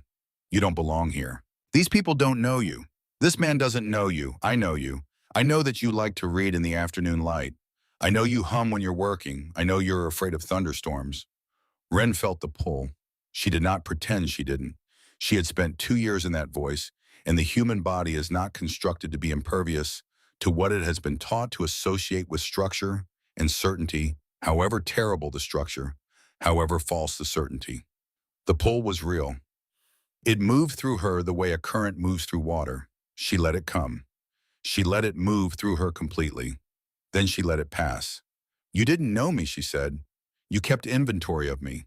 There is a difference between a man who pays attention to a person and a man who catalogs a person so he knows when something is out of place. You cataloged me. You knew what I read and when I hummed and what frightened me because you needed to know those things to know when I was planning to leave. That is not love." She stepped back one step. Her boot heel landed on the ground of Redbird Ridge federal land ground she had walked and worked and chosen. She said, "You are welcome to go to the territorial judge with this document. When you do, explain the ink, explain the brandy, explain why you chose witnesses who would not read carefully, and explain the scar on my wrist, under oath, Harlan, in front of a judge who is paid by the federal government and not by Wade Holt." His name hit him the way the truth hits a man who has spent years ensuring that truth is managed carefully from the side where the management doesn't reach. Caleb said from the gate, "You have your answer." Harlan looked at him. The look lasted 3 seconds and contained everything it needed to contain. "I always get what is mine," Harlan said. "I was never yours," Wren said, "and that is what will keep you awake tonight." He mounted. He gathered the reins with perfectly steady hands, because he had spent a lifetime training them not to betray him. He looked at Ren one more time with the expression of a man who was filing something away rather than abandoning it. Then he turned the horse and rode back down the trail. Ren watched until the sound of the hooves was absorbed by the pine and the ridge was quiet again. Then her knees gave. Caleb caught her elbow, the lightest possible contact, enough to keep her upright. She steadied and he let go. She sat on the top porch step. Her hands were shaking badly enough that she pressed them between her knees. The flag moved overhead, the red bird, the open hands, the three words, and she looked at it until the shaking slowed. I have never spoken to him like that, she said. Not once in 2 years. You fought every day, Caleb said. He sat beside her, not close enough to touch, close enough to be present. The way you survive a man like that is the hardest kind of fighting there is. She pressed her forehead against her knees. He'll go to the judge, she said. He's already been to Cheyenne, and when he comes back, he won't come alone. He'll bring Wade Holt, and Wade Holt will bring whatever he uses instead of an argument. Caleb was quiet for a moment. Then he said, we don't wait for that. She looked up. We ride to Cheyenne ourselves, he said, before he reaches a judge. Not to run, to fight. On paper in front of Marshal Crispin Dunn with the document and your statement and everything Nell knows about Iris Cole in the ring. She looked at the flag, at the bird, at the hands. She thought about the girl in the dark room behind the forge. The shoulder hanging wrong. The bruise on the forearm she had not asked about and now understood completely. Nell has to come with us, Ren said. When she talks, she can't go back to the forge. Her uncle will know. Wade Holt will know. She becomes the most important witness in this territory and the most exposed. I know, Caleb said. She's 14 years old. I know. Ren looked at the trail that wound down through the scrub toward Ashwood. Somewhere below them, Harlan Cross was riding back to a table where a younger man would hear the report and adjust his response accordingly. 2 men, 2 kinds of patients, the same objective. She said, then we need to go tonight before either of them moves first. Caleb stood. He looked at the horizon, at the mountains going purple in the falling light, at the ridge below and the town below that, and the long pale road south toward Cheyenne. Tonight, he said, I'll get Nell. No, Ren said, I'll get Nell. He looked at her. A woman visiting a girl, she said. Nobody in Ashwood is going to look twice at that. It's how we've always moved through the world, invisible until we choose not to be. He held her gaze for a moment. She could see the part of him that wanted to stand at the gate and refuse to let her ride down alone. She could see him look at that part and set it aside. He said, take the sorrel. She knows the trail in the dark. He reached into his shirt and pulled out a folded paper. The homestead claim, federal land grant signed and stamped. He held it out. If anyone stops, you show them this. You are the wife of a man who holds federal property. Whatever that word means out here, it means you have standing. You are not a runaway. You are a person with ground beneath her. She looked at the paper. She looked at the line where her name was written beside his, in his plain, right-leaning hand. When did you add my name, she said. The night after you told me about the contract. You didn't ask me. I didn't need to ask you if you wanted to exist, he said. I just needed to put it on the record. It's a shield, not a claim. Use it or don't, but it's there. She folded the paper and pressed it into her pocket. She did not thank him. She was not ready to thank a man for writing her name down, like she mattered, even a man who had done it without asking for anything in return. The wound was too recent. Gratitude required a kind of openness she was still in the process of rebuilding from materials she was still in the process of locating. But she took the paper. She saddled the sorrel in the last of the light. She rode down the ridge trail with the homestead claim against her chest and the taste of bergamot finally fading from her memory and the flag behind her growing small against the dark pine, the redbird visible for a long time before the trail turned and the ridge swallowed it. She did not look back. Ahead of her, Ashwood was a collection of lit windows in the early dark. Somewhere in one of those windows, a man in a gray suit was making a calculation. And in a low building near the livery that smelled of iron and old smoke behind a door with no light beneath it, a 14-year-old girl was sitting in the dark with a dead woman's ring in her pocket and more courage than anyone had given her the opportunity to use. Ren rode toward the forge. The forge was a low building with a stone floor and a ceiling blackened by years of smoke. The fire was banked but still breathing, casting an orange pulse across the walls. Tools hung on hooks in precise rows, hammers, tongs, chisels, files. The order of a man who controlled his workspace because he could not control anything else. Rex Crane stood at the anvil with his back to her. He was a thick man with arms that belonged on someone a foot taller. His leather apron was scorched, and his hands were black to the wrists. He did not turn around when she entered. "Forge is closed," he said. "I'm not here for the forge." He turned. His eyes were small and deep-set, the eyes of a man who has been looking over his shoulder for long enough that the posture has become permanent. "You're Stone's woman." "I'm Wren Marsh. I'm here for Nell." "Nell is not available. She's 14 years old. She's not a shipment." Rex set down the hammer he was holding. He wiped his hands on his apron, slowly, deliberately. "Nell is my blood. She lives under my roof, and she does not leave without my say." Wren reached into her coat and produced the homestead claim. She held it at eye level, the federal stamp visible in the forge's orange light.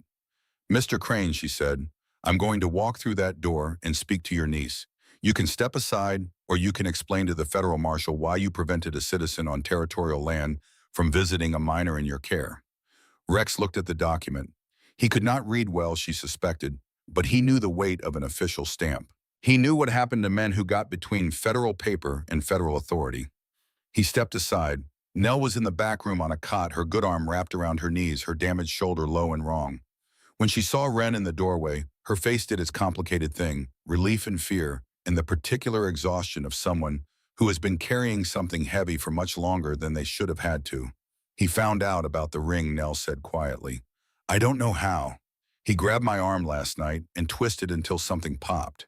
Her voice was flat, scraped clean of drama. "It went back in on its own. It just hurts now. Can you ride?" Nell looked at her steadily. "I walked 12 miles to your ridge on a worse day than this." "Then let's go." Nell rose. She did not look around the room. She did not hesitate at the threshold. She walked through this back door of the forge and into the narrow passage between the building and the livery wall, and she did not look back at the only place she had ever slept. They rode out of Ashwood in the last of the dark. Nell in front of Wren, on the sorrel, the girl leaning back against Wren's chest, her thin body releasing by degrees the tension it had been holding. Wren wrapped one arm around her and held the reins with the other and said nothing because there was nothing to say that the silence did not say better. Behind them, the town's lights went one by one to dark. Ahead of them, high on the ridge, a lamp burned in the cabin window. Caleb had left it burning. Nell saw it from the trail below. She looked at the small, warm square of light against the dark pine, and she said in a voice that was very young and very tired, "Is that for us?" "Yes," Wren said. "That's for us." They left before the birds. The sky above the ridge was the color of iron when Wren came out of the cabin with her coat buttoned and the homestead claim folded inside her left breast pocket, where she could feel it against her ribs with every breath. The air tasted of pine resin, and coming cold, the seasonal cold of high elevation that arrives in the mornings, even in July, as a reminder that the mountain has its own schedule and accommodates human ones only as a courtesy. Caleb was already at the barn. He had packed the night before, dried meat, hard bread, coffee wrapped in cloth, a canteen for each of them, a bedroll, in case the ride took longer than planned. He moved through the pre-dawn dark with the efficiency of someone who had done this before, who had packed for a ride that needed to be in before anyone in the valley below had finished deciding whether to stop it. Nell was on the porch. She had come up the trail in the dark after Wren brought her from the forge, walking the path by memory, and by the faint light of a quarter moon, her good arm carrying a small bundle tied in cloth, her damaged shoulder held carefully against her body. She had not looked back at the forge when they left. Wren had watched for it, the backward glance, the hesitation that comes from leaving the only place you have ever slept, and it had not come. Nell had walked through the gate at Redbird Ridge, and she had not turned around.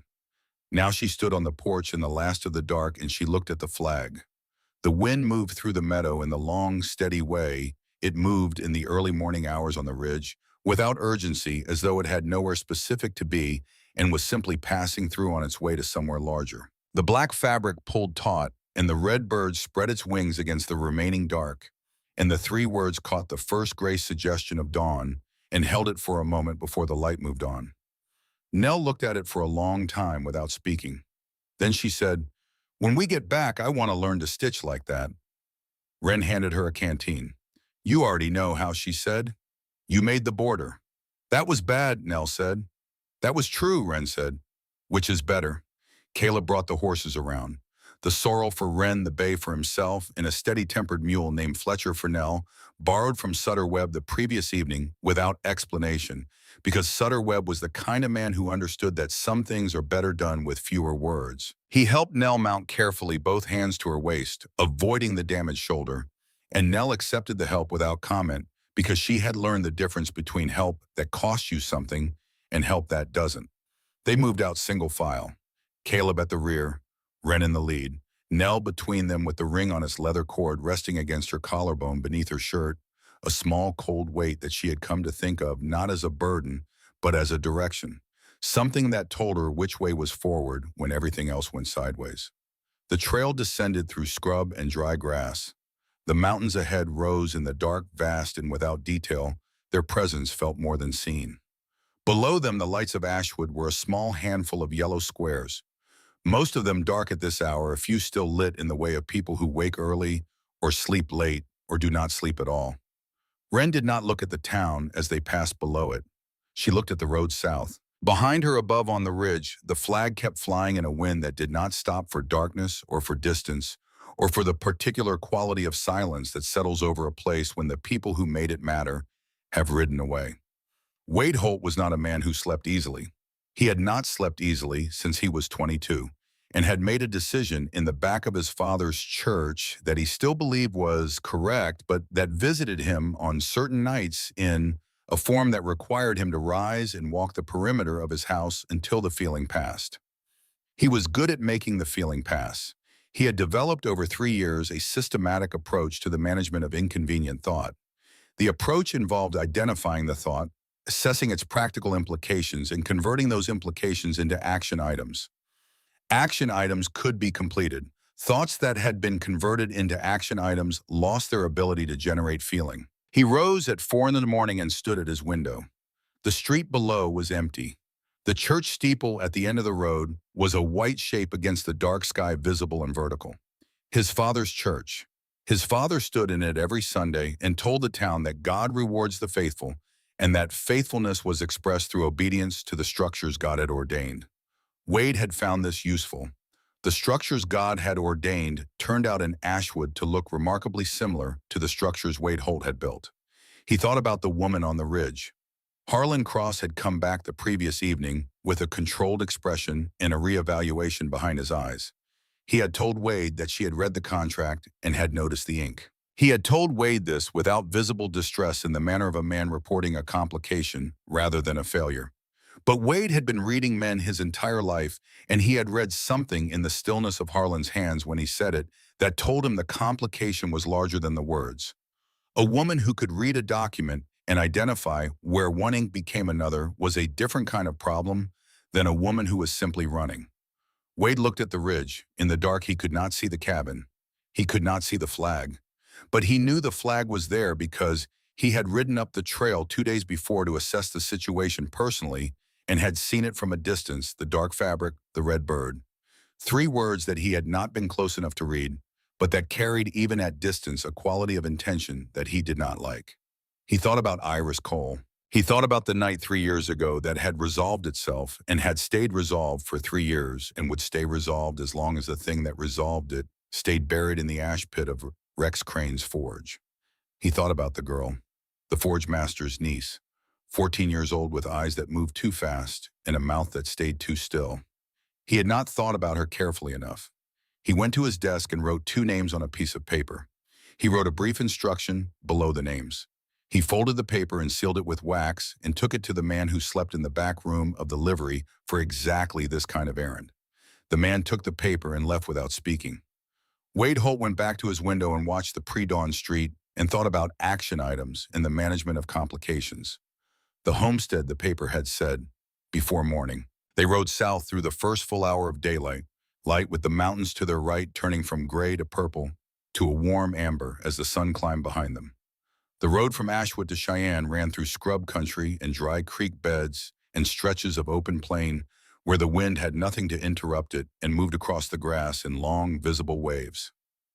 Wren had not been on this road before. She had come into the territory from the east on a train that arrived from the other direction, and everything she was seeing now she was seeing for the first time. She was surprised to find it beautiful.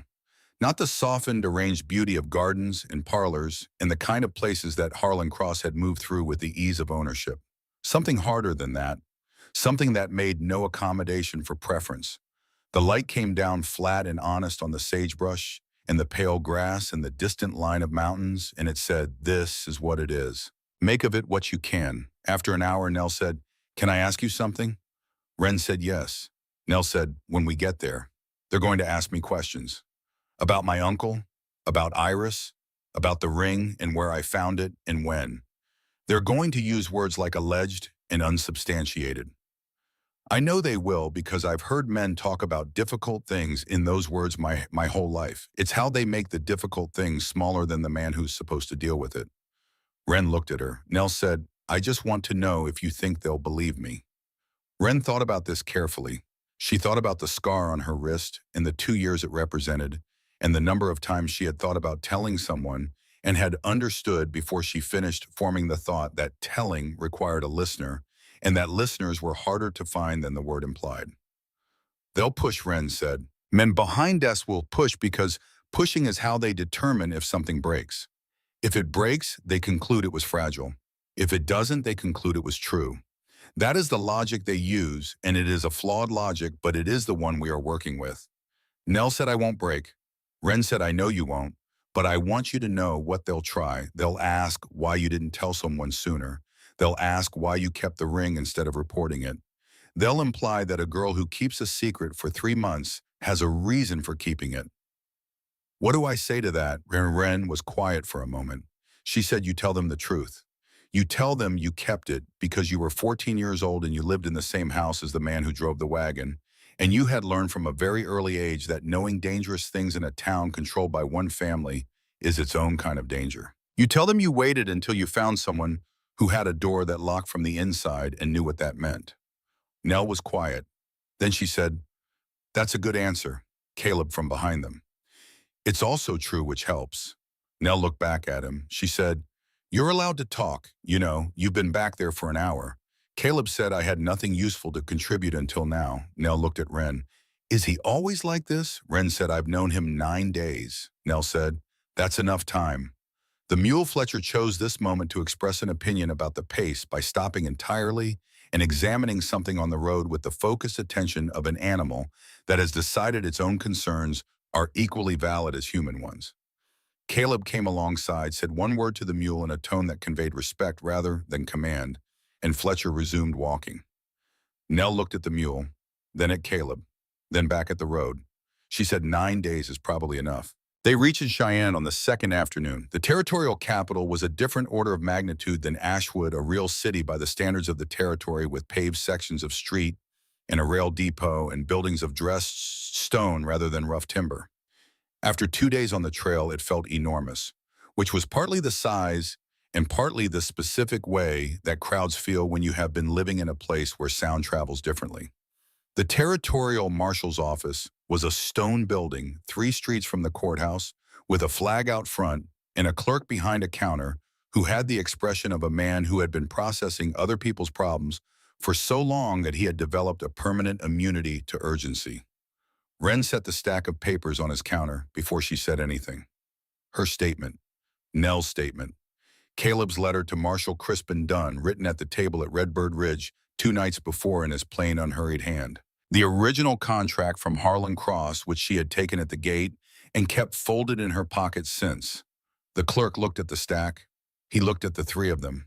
He looked at Nell's arm and its sling, at the bruise still visible on the girl's face in the particular yellow-green stage that meant it was healing, but had been recent, and something shifted in his practiced immunity.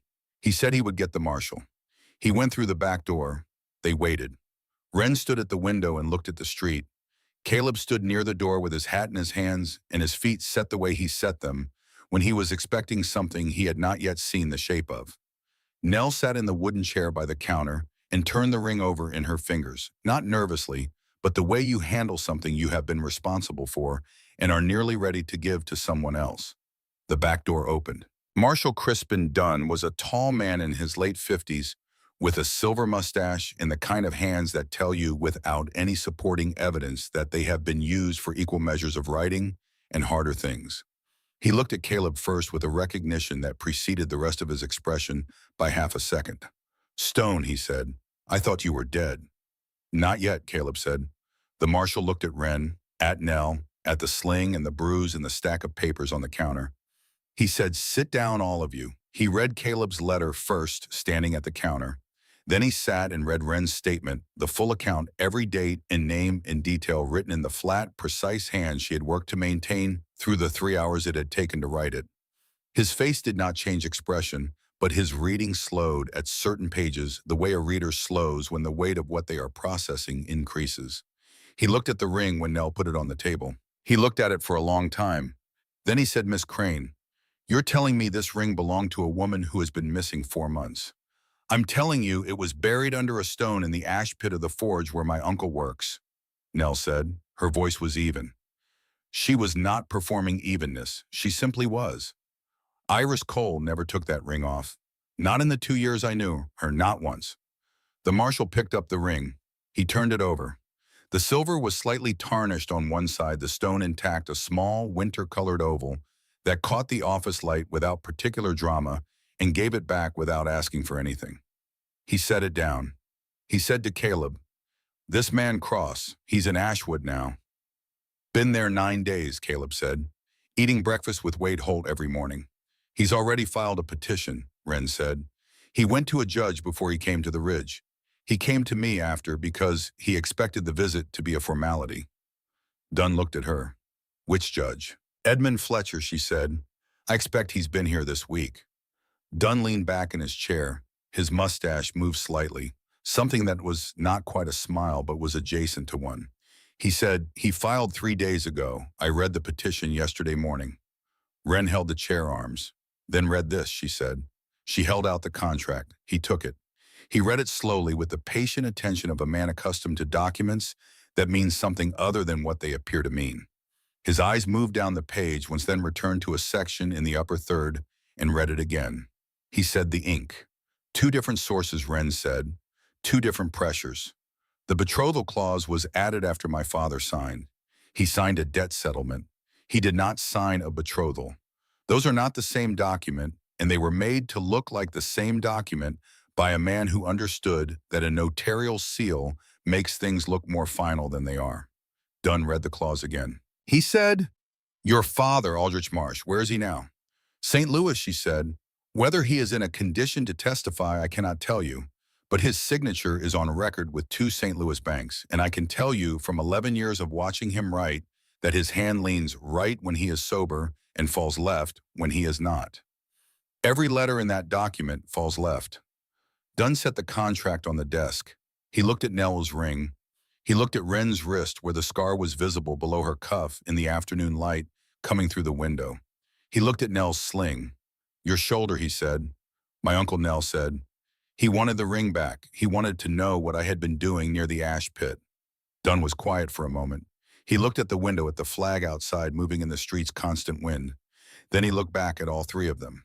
He said, "What you are describing constitutes federal document fraud, unlawful restraint, assault on a minor. And what Miss Crane is describing regarding Iris Cole, if it holds Rex Crane's complicity at minimum, and potentially something considerably worse with Wade Holt at the center of it, a federal matter on both counts given the homestead claim and the territorial jurisdiction." He stood. "I can have warrants drawn by morning, for Harlan Cross, for Wade Holt, for Ruth Holt, for Rex Crane. I'll speak to Judge Fletcher tonight regarding the petition. That petition is denied, Miss Marsh. This contract is worth considerably less than the paper it's written on, and I will tell the judge so in terms that do not leave room for interpretation." Wren's hands loosened on the chair arms. Something released inside her chest. Not the dramatic release of a thing suddenly broken, but the gradual, enormous release of a thing that has been under pressure so long, the body has forgotten what it feels like to stand straight. She became aware in the absence of the weight of exactly how long she had been carrying it. She did not cry. She sat in the chair in the marshal's office in Cheyenne, Wyoming territory, and she breathed and she let the air come all the way in for the first time in 2 years. Beside her, Nell placed the ring on the marshal's desk. She said, "This belongs with Iris Cole, if you know where she is."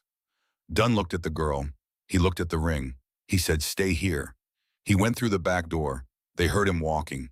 They heard a second door. A pause, then footsteps returning more than one set. The door opened. The woman who came through it was perhaps 20 years old. She was thin, in the way of someone who has been surviving rather than living, her collarbones visible above the collar of a dress that had been mended carefully in two places. Her hair was cut short. Her hands, Wren noticed, were steady. She looked at Nell first. Nell stood up from her chair. She stood very still, and her face did the complicated thing again, the rapid passage of several emotions in sequence, and then it settled into something that was simply recognition. The recognition of a person who has been holding on to something for a long time and has just seen the thing it was meant for. Iris Cole was alive. Rex Crane had driven the wagon east on the canyon road. He had stopped when the town was out of sight. He had told her with his hands shaking and his voice doing what voices do when a man is trying to convince himself that what he is doing is mercy rather than cowardice. "Don't come back. Don't tell anyone. I can't do more than this." She had walked for 3 days. She had reached the settlement 12 miles south of the canyon, and she had told a woman at a farm that she needed to get to Cheyenne. The woman had put her in the back of a supply wagon and asked no questions. Iris had arrived in Cheyenne 4 months ago and had found the marshal's office and had told her story to a deputy who had written it down carefully and brought it to Dunn, and Dunn had said, "Stay. Stay and keep your head down until I have enough to move on." He had been waiting for corroboration.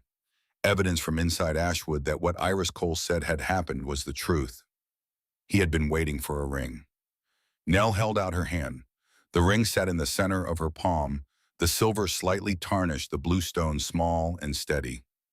Iris Cole reached out and took it. She held it for a long moment without putting it on. She turned it over in her fingers. When she looked up, her eyes were clear.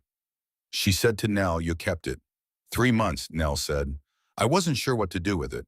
Then somebody showed up on the ridge with a door that locked from the inside, and I figured I had found the right direction."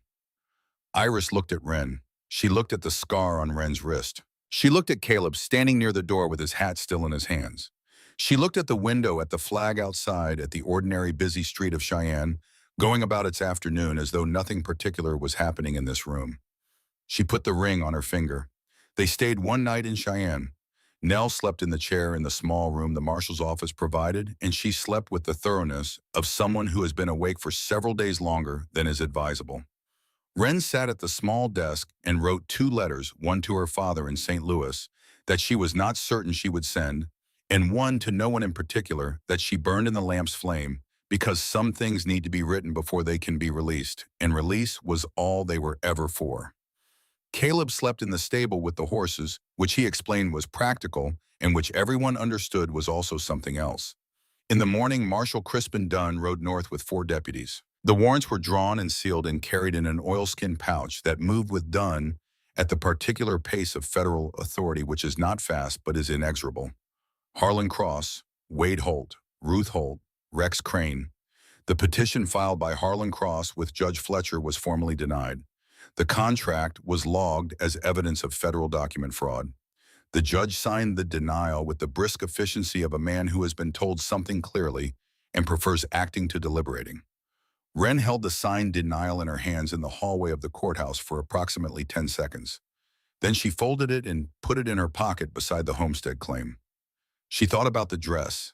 She thought about the night at the table with the lamp and the scissors and the red thread and the slow emergence of something from the material that had covered her for 2 years. She thought about what she had made and what she had flown it from and how it had been there above Ashwood when Harlan Cross came up the trail and saw it before he saw anything else.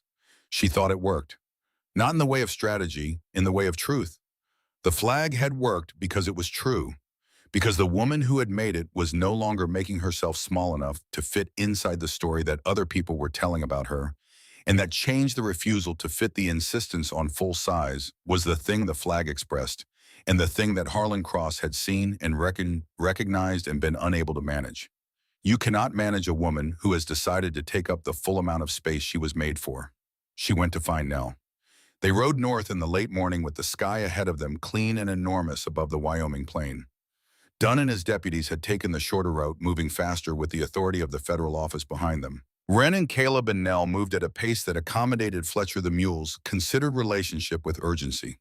There was not much conversation on the return ride. Not because things were unresolved, but because some things are resolved in a way that needs time to be absorbed before it needs to be spoken about.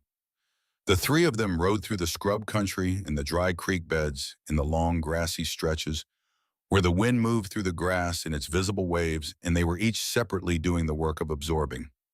Nell said after the first hour, "What happens to Iris now?" "Dunn will keep her as a federal witness," Caleb said, "until the proceedings are finished. After that, she has options." "What kind of options?" "The kind that people have when no one is trying to control them," Caleb said. Nell thought about this. Then, "What about me?" "You're a federal witness too," Wren said, "which means Dunn has an interest in your safety." And after she paused, "The ridge has a second cabin going in. The foundation is laid." Nell looked at her. Wren said it needs a roof. Nell looked down at Fletcher's mane. She was quiet for a long time. Then she said, "I'm not very good at roofing." "You weren't very good at stitching either," Wren said. "The border was uneven. It was extremely uneven." Nell agreed. "It's holding," Wren said. They saw the smoke before they saw the ridge.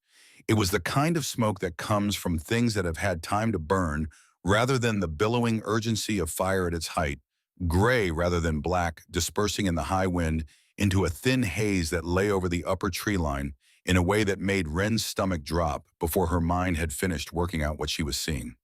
She pushed the sorrel faster. The trail climbed through the scrub, and the smoke smell grew stronger, and then they crested the lower rise, and she could see the ridge above, and she understood what had happened. The porch was gone. The north wall of the cabin was scorched black to the eave. The barn was damaged on the east side where the fire had found a gap and followed it.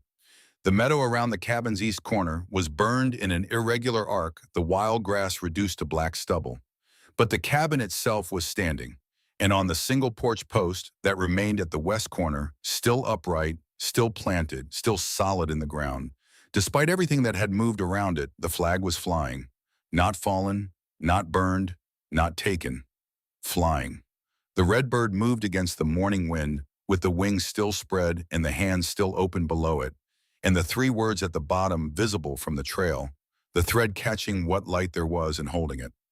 Wren stopped the sorrel at the crest of the rise, and she looked at it for a long time without speaking. Below the flag arranged around the damaged sections of the property, with the specific purposeful energy of people who have made a decision and are executing it, were 12 people from the town of Ashwood. Sutter Webb, who was 70 years old and had a bad knee and was using his cane as a measuring tool, rather than a walking aid, was directing two younger men on the placement of new timber for the porch frame. Clara Vance was on the cabin's south side stacking firewood with the economical movements of someone who has done it so many times it has become a kind of meditation. Others were clearing the burned section of grass, hauling water from the spring, working in the quiet coordination of people who have organized themselves around a shared purpose without needing to discuss it. Wren rode down to the gate. Sutter Webb looked up from his measuring. He pushed his hat back on his head, and he looked at the three riders, and then he looked at the flag, and then he looked back at Wren with the expression of a man who has waited a long time to be on the right side of something. He said, "Someone rode up last night with a torch and instructions. Two of them. They did some damage before Clara rang the bell, and the rest of us came up the trail." Wren looked at the flag. Sutter said, "We couldn't hold the porch. The timber was too far gone. But the flag was on the post on the west end, and the fire didn't reach it. Clara pulled it down when the east side caught and held on to it, and when the fire was out, she put it back up herself." Clara Vance from the south side of the cabin, without looking up from the firewood. "It belongs up there," she said. "It belongs where people can see it." Wren dismounted. She stood at the gate with one hand on the post, and she looked at the work being done around the property. The timber going in, the debris being cleared, the ordinary, extraordinary sight of people choosing to show up and use their hands. She looked at the cabin wall that was scorched but standing. She looked at the flag. She heard Sutter say to no one in particular, Been waiting 20 years for a reason to stop being afraid of Wade Holt. And Clara said, and it turns out all it took was a flag and a woman I'd never met, Sutter said, which is embarrassing, frankly, but here we are.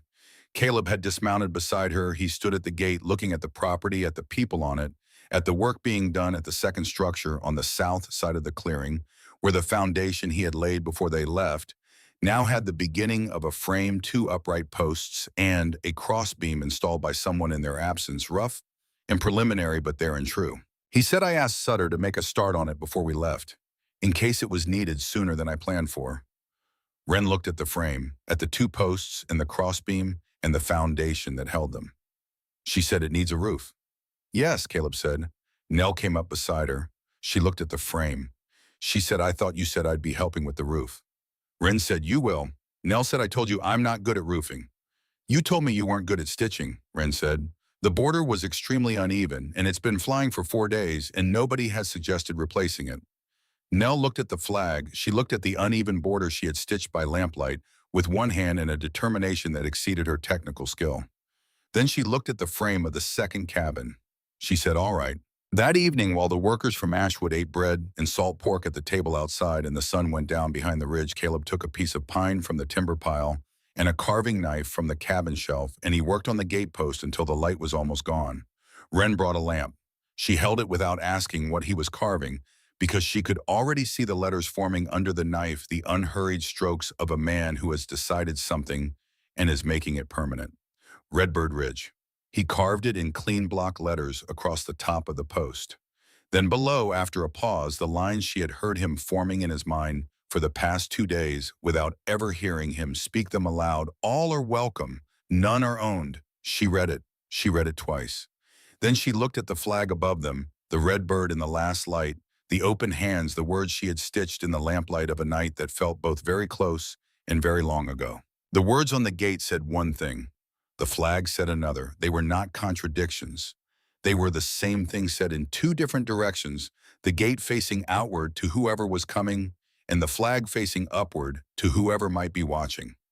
Caleb stood from the gatepost and looked at what he had made. He said, there should be a name for this place in the record. The homestead claim just says Stone Ridge. I'll file the new name with the territorial office when Dunn is finished with us. Wren said Redbird Ridge. He said yes. She was standing beside him. She was looking at the carved letters and the flag above them, and the stars beginning to appear above the ridge in the way they always appeared on clear nights up here, one by one, with the patience of things that have been there a long time and expect to be there a long time more. She reached out and took his hand. Not because she was falling, not because the ground was uncertain, not because she needed steadying or rescuing or any of the verbs that had been applied to her by other people for the entirety of her adult life. She reached out and took his hand because she chose to, and the choosing was the thing that made it different from every other touch she had known. His fingers were rough. They closed around hers with the same quality of pressure he brought to everything, enough to be certain, not enough to be a claim. He did not pull her closer. He did not say anything. He simply held her hand the way a nail holds a board firmly without drama, because that was what the moment required, and he had decided to provide it. They stood at the gate in the last light of the day with the carved words between them and the flag above them, and the sound of people finishing dinner nearby in the relaxed, ordinary way of people who have done something difficult together and have come out the other side. Wren said, Caleb. He said, yeah. She said, thank you for the key, for the cabin, for not asking me to be smaller than I was. He was quiet for a moment. Then he said, you were never small. The world just kept trying to put you in a smaller room. She looked at his profile, at the scar along his shoulder where the leather vest ended, at the gray eyes that had held the same expression since the train station, not steady in the way of a man suppressing feeling, but steady in the way of a man who has decided that the feeling is not the enemy and does not need to be suppressed. She thought about a woman named Margaret who sang hymns off-key on Sunday mornings and did not care.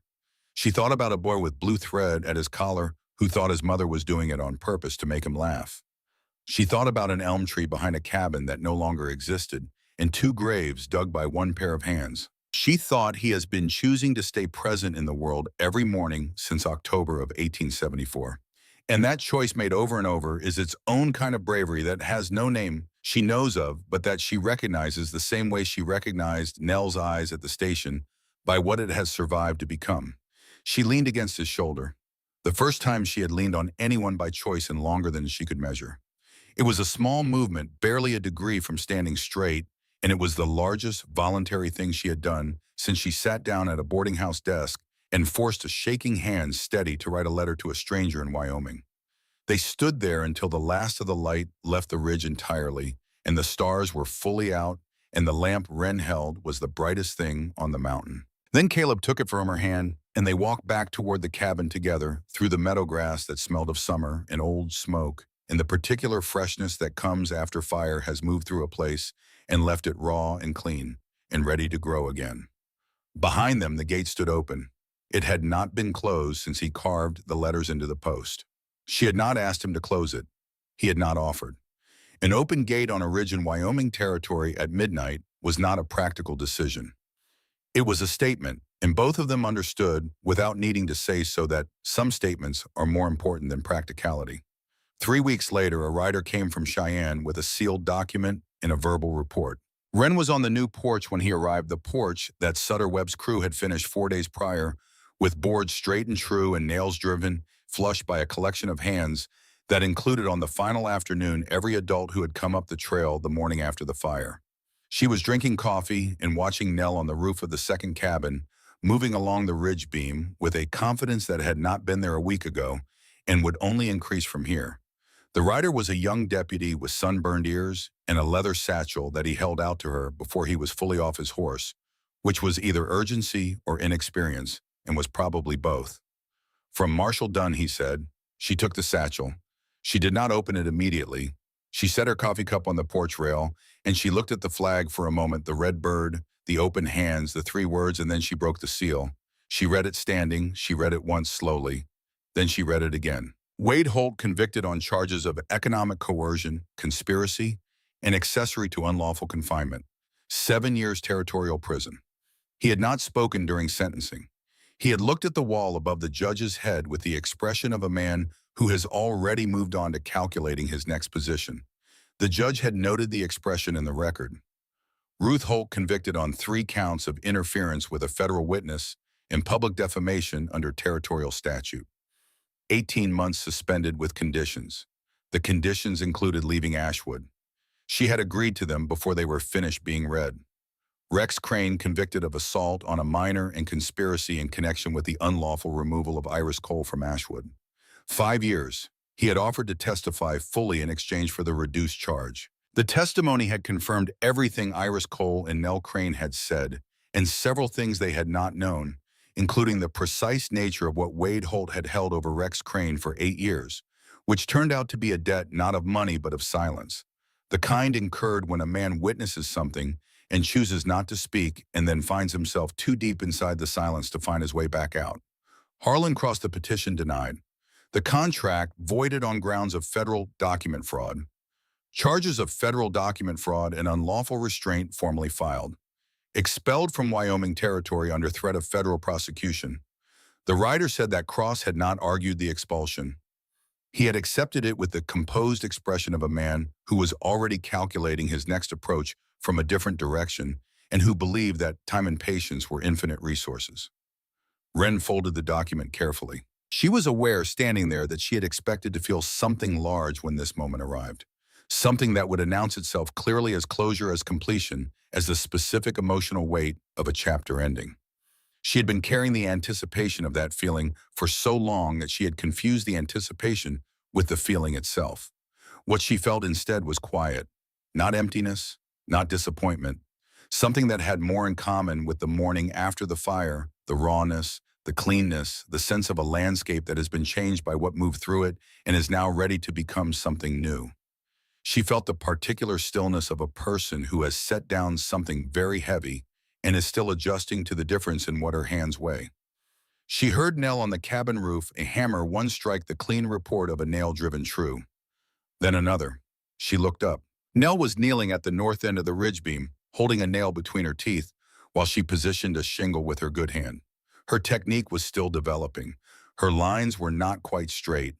The shingles went in at slightly different angles than a professional roofer would allow. They were going in, and they were holding, and the roof was taking shape, and Nell Crane was building it. Wren looked at that for a long time. Then she set the document on the porch rail where Caleb would find it when he came back from the south tree line, where he had been cutting timber for the third outbuilding, the one they had not discussed aloud yet, but that both of them knew was coming because the ridge was not finished and was never going to be finished. And that was not a problem, but a definition. She picked up her hammer. She walked to the second cabin and climbed the ladder to the roof and sat beside Nell on the ridge beam in the morning light, the whole of the ridge visible from up here, the meadow, the first cabin, the carved gate, the flag. And she picked up a shingle from the stack and held it in place and said, "Show me where you're setting them." Nell looked at her. Then she looked at the roof in progress at the slightly irregular lines of her own work. "They're not perfectly even," Nell said. "No," Wren said. "Does that matter?" Nell looked at the flag below them, flying against the morning sky. She answered her own question. "No," she said, "it doesn't." They worked until the noon light came straight down and the roof was three-quarters done, and both of them were sweating through their shirts. Caleb appeared at the base of the ladder with two canteens and looked up at the progress with the evaluating eye of a man who knows what good work looks like and is seeing it. He said, "You're running the north shingles a little steep." Nell looked at him from the ridge beam. She said, "They're holding." He said, "They are." He set the canteens at the base of the ladder and went back to his timber. Nell watched him go. She said to no one in particular, "He's going to find things wrong with this roof for the rest of his life." Wren said yes. Nell said good. She picked up another shingle. The formal proceedings in Cheyenne concluded 6 weeks after the riders arrived with the warrants. Caleb rode down twice to give testimony. Wren rode down once to deliver her statement in person to Judge Fletcher's court, which required her to stand in front of a room of men in suits and speak in the same flat, precise voice she had used the night she told Caleb, the voice that left no room for dismissal. She stood at the front of the courtroom and she laid out the 2 years in Harlan's house, the way you lay out evidence methodically without decoration, allowing the facts to carry their own weight, because the facts were heavy enough without embellishment. She showed the scar. The room was very quiet when she did it. The judge asked her several questions. She answered each one with the same directness she had used at the gate on the 9th day, because she had discovered in the intervening weeks that directness was not a tool she had developed in Wyoming territory. It was something she had always possessed and had been made to put away. Taking it back out was not the acquisition of a new skill, it was the recovery of an old one. When she rode back up the trail to Redbird Ridge that evening, the sun was going down behind the ridge the way it always went down, turning the sky the colors that had no adequate names, and the flag was moving in the evening wind, and Caleb was at the gate. He had been working on the barn repairs most of the day, and his hands were dusty. He looked at her face when she rode up, the way he always looked at her face when she returned from somewhere reading. What was there without asking for more than she wanted to give? She dismounted. She stood beside him at the gate. "How was it?" he said. "Over," she said. He nodded. He took the sorrel's bridle and led the horse toward the barn, and she walked beside him in the cooling evening air, and neither of them needed to say anything more than that, because over was a complete sentence, and they both understood exactly what it contained. Iris Cole came to the ridge on a Tuesday in August, 3 weeks after the sentencing. She came alone on a borrowed horse, and she carried a single bag, which Wren recognized as the particular economy of someone who has learned that what you carry determines what you can move with, and that moving freely requires traveling light. She had color in her face that had not been there in Cheyenne, and her hair had grown enough to curl behind her ears, and the ring was on her finger. She stood at the gate and read the carved letters and looked at the flag and then looked at Wren with the expression of someone who has arrived somewhere after a very long journey and is still deciding whether to trust that it is real. "Dunn said you might have room," Iris said. Wren looked at her. She looked at the bag. She looked at the hands that were steady. "The second cabin has a roof that's slightly irregular," Wren said. "The door locks from the inside. There's work to be done, and more coming, and nobody here is going to ask you who you were before you rode up this trail." Iris was quiet for a moment. She said, "That's the whole advertisement, isn't it?" Wren said, "It worked once. I found no reason to change it." Iris Cole rode through the gate and dismounted and stood in the meadow in the August light and looked at the ridge with its 2 cabins and its half-grown garden and its porch with the new boards and its flag catching the midday wind. She looked at Nell, who had appeared in the doorway of the second cabin, and was watching her with those cataloging eyes that took inventory of every person before deciding what they were. Nell said, "The roof is done. I built most of it." Iris looked at the roof. She looked at Nell. She said, "I can see that." Nell said, "Some of the shingles are at different angles. It still doesn't leak." Iris said, "How do you know?" "It rained on Thursday," Nell said. "I sat inside and listened." Iris looked at the cabin. She looked at the girl. Something in her face settled the way a person's face settles when they find a thing they had given up looking for. She said, "I've never built anything." Nell said, "Neither had I." She stepped back from the doorway to let Iris through. November came to the ridge with cold that arrived first in the nights and then in the mornings, and then stayed through the shortened afternoons until the whole of the mountain operated within a cold that was not cruel but was unambiguous. The cold of a high place that is simply being what it is and expects the people living in it to do the same. The second cabin was fully habitable by the end of September. Nell had the north room and Iris had the south, and they had divided the single window between them by mutual agreement on the basis of whose need for light was greater, which was a conversation that had lasted approximately 4 minutes and had ended with Iris saying, "You take it," and Nell saying, "We'll share it," and both of them agreeing on that in the way that people agree on things when they have both had enough practice with not having anything to know how to share what they do. The ridge had changed since July. Not in the fundamental way of a place that has been made into something other than itself. In the way of a place that has grown into what it was always capable of being. The garden behind the first cabin had been expanded in August and would be expanded again in the spring. A woodshed stood against the eastern tree line where there had been open ground before. A second spring smaller than the first had been found by Caleb in September while he was running fence line along the northern boundary, and this second spring fed a small stone channel that Nell and Iris and Wren had built over 3 Saturdays in October that brought water closer to the second cabin's door than the original layout had provided. Clara Vance came up the trail twice a month. Sutter Webb came when his knee allowed and sat on the new porch and drank coffee and talked about the weather with Caleb in the limited vocabulary that men who have lived alone for long stretches develop for the exchange of information that is not really about weather. Other people came who were not from Ashwood and not from nearby. They came, most of them, the way the woman with the child had come slowly on horses that were older than the distance they had traveled, should have required carrying single bags, and the particular stillness of people who have learned to hold themselves carefully so that nothing shows.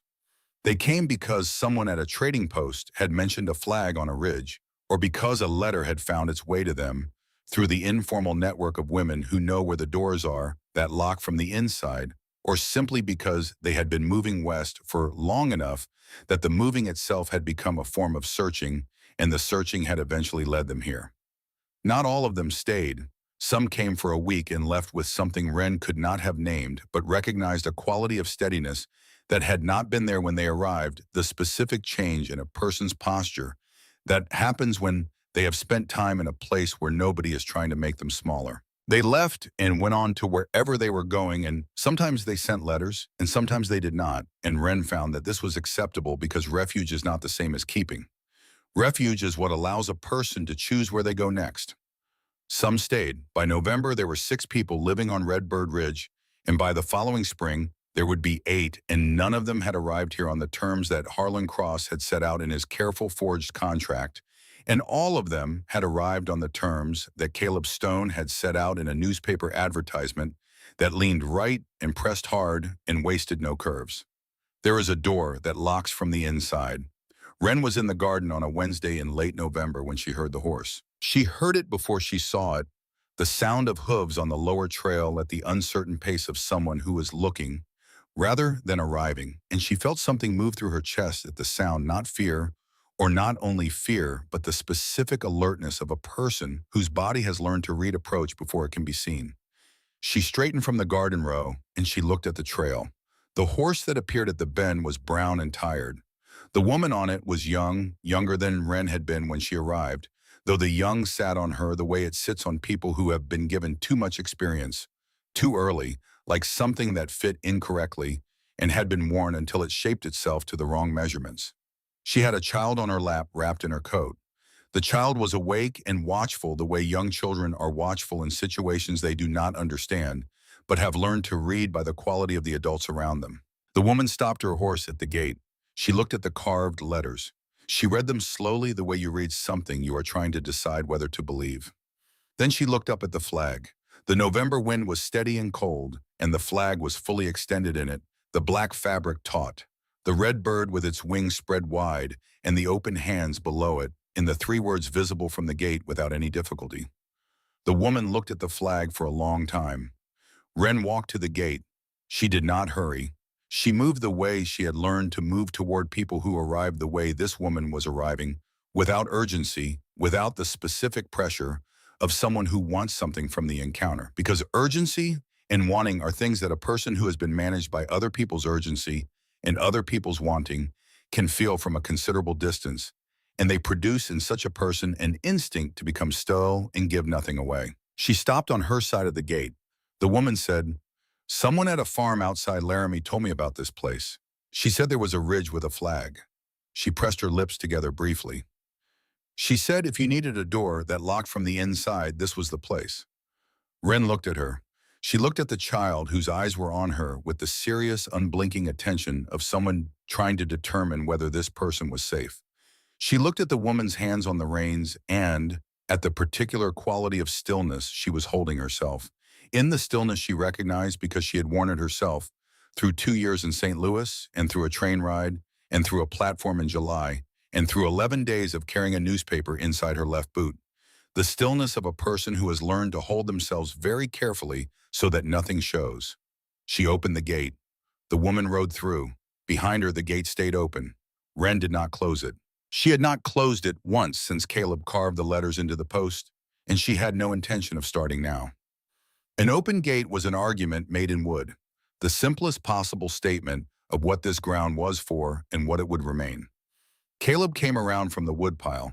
He took the horse's bridle without being asked and helped the woman down with the same care he brought to everything requiring steadiness. And the child was transferred to the woman's arms with the ease of people who have had practice with this particular kind of arrival. Nell appeared in the doorway of the second cabin with her jacket half fastened and her hair still loose from the morning, and she looked at the woman and the child and the tired horse, and she did the inventory she always did, quick and thorough and invisible to anyone who didn't know what to look for.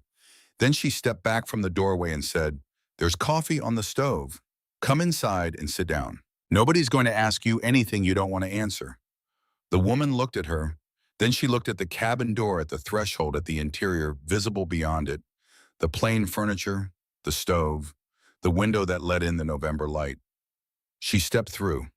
Iris came out of the first cabin with 2 cups and handed one to Wren, without speaking the practiced efficiency of 2 people who have done this together enough times to have developed a rhythm for it. They stood at the gate, the 2 of them, in the November cold, and looked at the trail below the ridge, where it wound down through the scrub toward the road that ran south to Ashwood, and beyond that to Cheyenne, and beyond that to the rest of the country. They did not talk. They drank their coffee in the cold air and listened to the sounds of the ridge. Caleb at the barn settling the tired horse, Nell's voice from inside the second cabin, explaining something about the stove's particular temperament, the flag overhead in its permanent conversation with the Wyoming wind. Iris said after a while, she came from Laramie. "Yes, that's 2 days on a horse like that," at least Wren said. She kept going until she got here. Wren looked at the flag, at the bird, at the hands, at the words. "Yes," she said. She did. The wind moved across the ridge in the wing, steady way that it always moved on this ground, unhurried and without particular destination, the wind of a high place that has been here longer than any of the structures humans have built on it, and will be here after all of them are gone, passing over the meadow and the garden, and the 2 cabins and the gate standing open at the trail's end. It pressed the black fabric taut. It spread the red wings wide. It lifted the edges of the flag and let them fall and lifted them again in the rhythm it had been keeping since the morning Wren had raised the flag from the porch beam, and the wind had taken it immediately as though it had been waiting. The bird flew without leaving. The hands stayed open. The words held in the thread. Wren Marsh had been told she was sold at 20. She had been paid at 22. She had cut her own hair in a boarding house bathroom and gotten on a train going west with money that was not hers and a name that was not quite hers yet, and an advertisement folded in the bottom of her boot. She had arrived in a black dress with a single bum and a letter she had read 47 times. She had learned to drive a nail. She had made a flag from the thing that was supposed to mark her as owned. She had stood at a gate and told the truth to a man who had built his entire life on the assumption that she never would, and she had felt the ground of Redbird Ridge beneath her boots when she said it, and it had held. She had learned over the months that followed that this was what ground was for. Not for being owned, not for being used as leverage or as evidence of a man's power or as a variable in someone else's calculation. Ground was for standing on. Ground was for planting things in. Ground was for building on the slow, honest, permanent building of a place where things grew. She walked back to the cabin through the November meadow with a coffee cup in her hand and the cold air on her face and the flag above her doing what it had been doing since July, flying in whatever wind was available, catching whatever light there was, holding 3 words in red thread that anyone on the trail below could read from 40 feet away. She read them herself every morning when she walked out onto the porch. Not as a reminder, she did not need reminding, as a practice. The way you say certain things aloud because saying them makes them more true than only thinking them, and keeping them true requires the daily choice to say them again. She said them now walking through the meadow in the November cold, not aloud, just in the part of herself that had learned over a long and difficult road to be the part that counted. Still standing here, because she was, because she had chosen to be, because standing, it turned out, was not the passive thing she had once believed it to be, not the mere absence of falling or fleeing, but its own active, daily, willful act. You did not simply remain standing.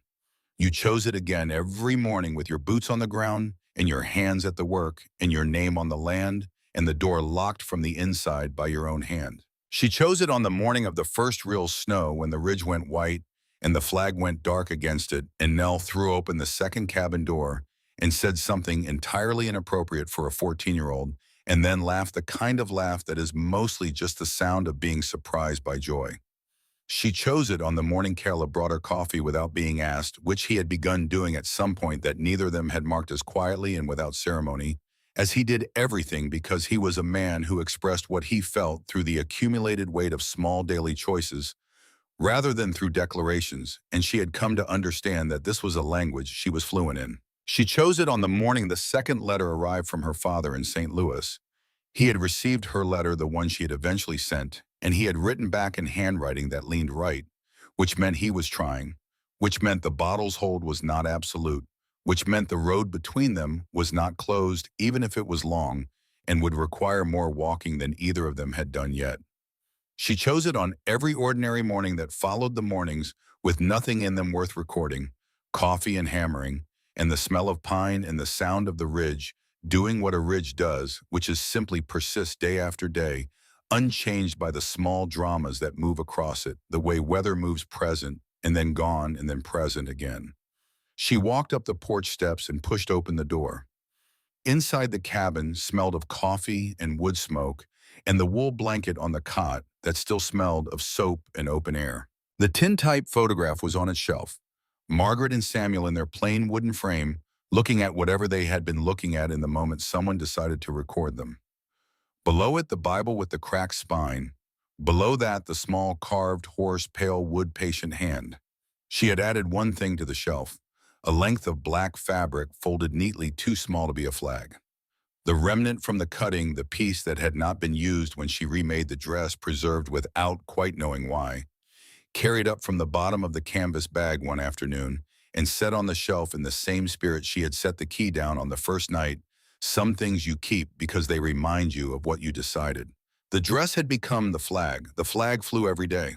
The remnants sat on the shelf and reminded her that everything she had made here had started with the decision to take back something that had been used to diminish her and make it into something that said the opposite. That was the whole story, she thought. That was what all of it came down to, stripped of its complications. Something was used to make her small. She made it into something that flew. She set down the coffee cup on the table and she stood in the cabin doorway and looked out at the ridge, at the 2 cabins and the garden and the woodshed and the fence line running north and the gate standing open at the trail's end. and she understood that she had not simply survived to arrive here. She had built here. There was a difference. Survival was the beginning, the necessary thing, the thing you did in order to have the chance to do everything else. But it was not the whole. The whole was what came after the nails and the boards and the flag and the roof and the spring channel and the second cabin with its slightly irregular shingles and its door that locked from the inside, and the 14-year-old who had built most of it with one good hand and a determination that exceeded her skill. The whole was the gate that did not close. The whole was the coffee on the stove and the bread on the table and Nell's voice explaining something to the woman who had come from Laramie, the patient explaining voice she used with new arrivals. Not soft exactly, but unhurried. The voice of someone who has learned that a person in a particular kind of distress does not need urgency from the people around them, needs instead the specific reassurance of ordinary things proceeding in an ordinary way. The whole was Caleb at the barn, and Iris at the gate, and the flag overhead, and the carved letters facing outward toward whoever was coming down, whatever road they were on. This was what she had built, not alone, with her own hands, yes, her own calloused, permanently marked nail-driving hands, but not alone. With the hands of everyone who had climbed the trail and stayed and added their labor to the labor that was already here. This was what refuge looked like from the inside. Not a grand thing, not a solved thing, not a place where the difficult questions had been answered, but a place where the difficult questions could be asked without cost, could be held and examined without the particular terror that comes from holding them alone. A place where the windows had curtains, but the locks were on the inside, and the difference between those two things was not decorative but essential. She heard the flag. Always at some point in every day she heard the flag, the specific sound of the fabric in the wind, the black cotton moving against whatever the Wyoming sky was offering on that particular morning. She had come to think of it as a kind of presence, not quite human, but not the way certain places develop a quality that is more than the sum of their materials.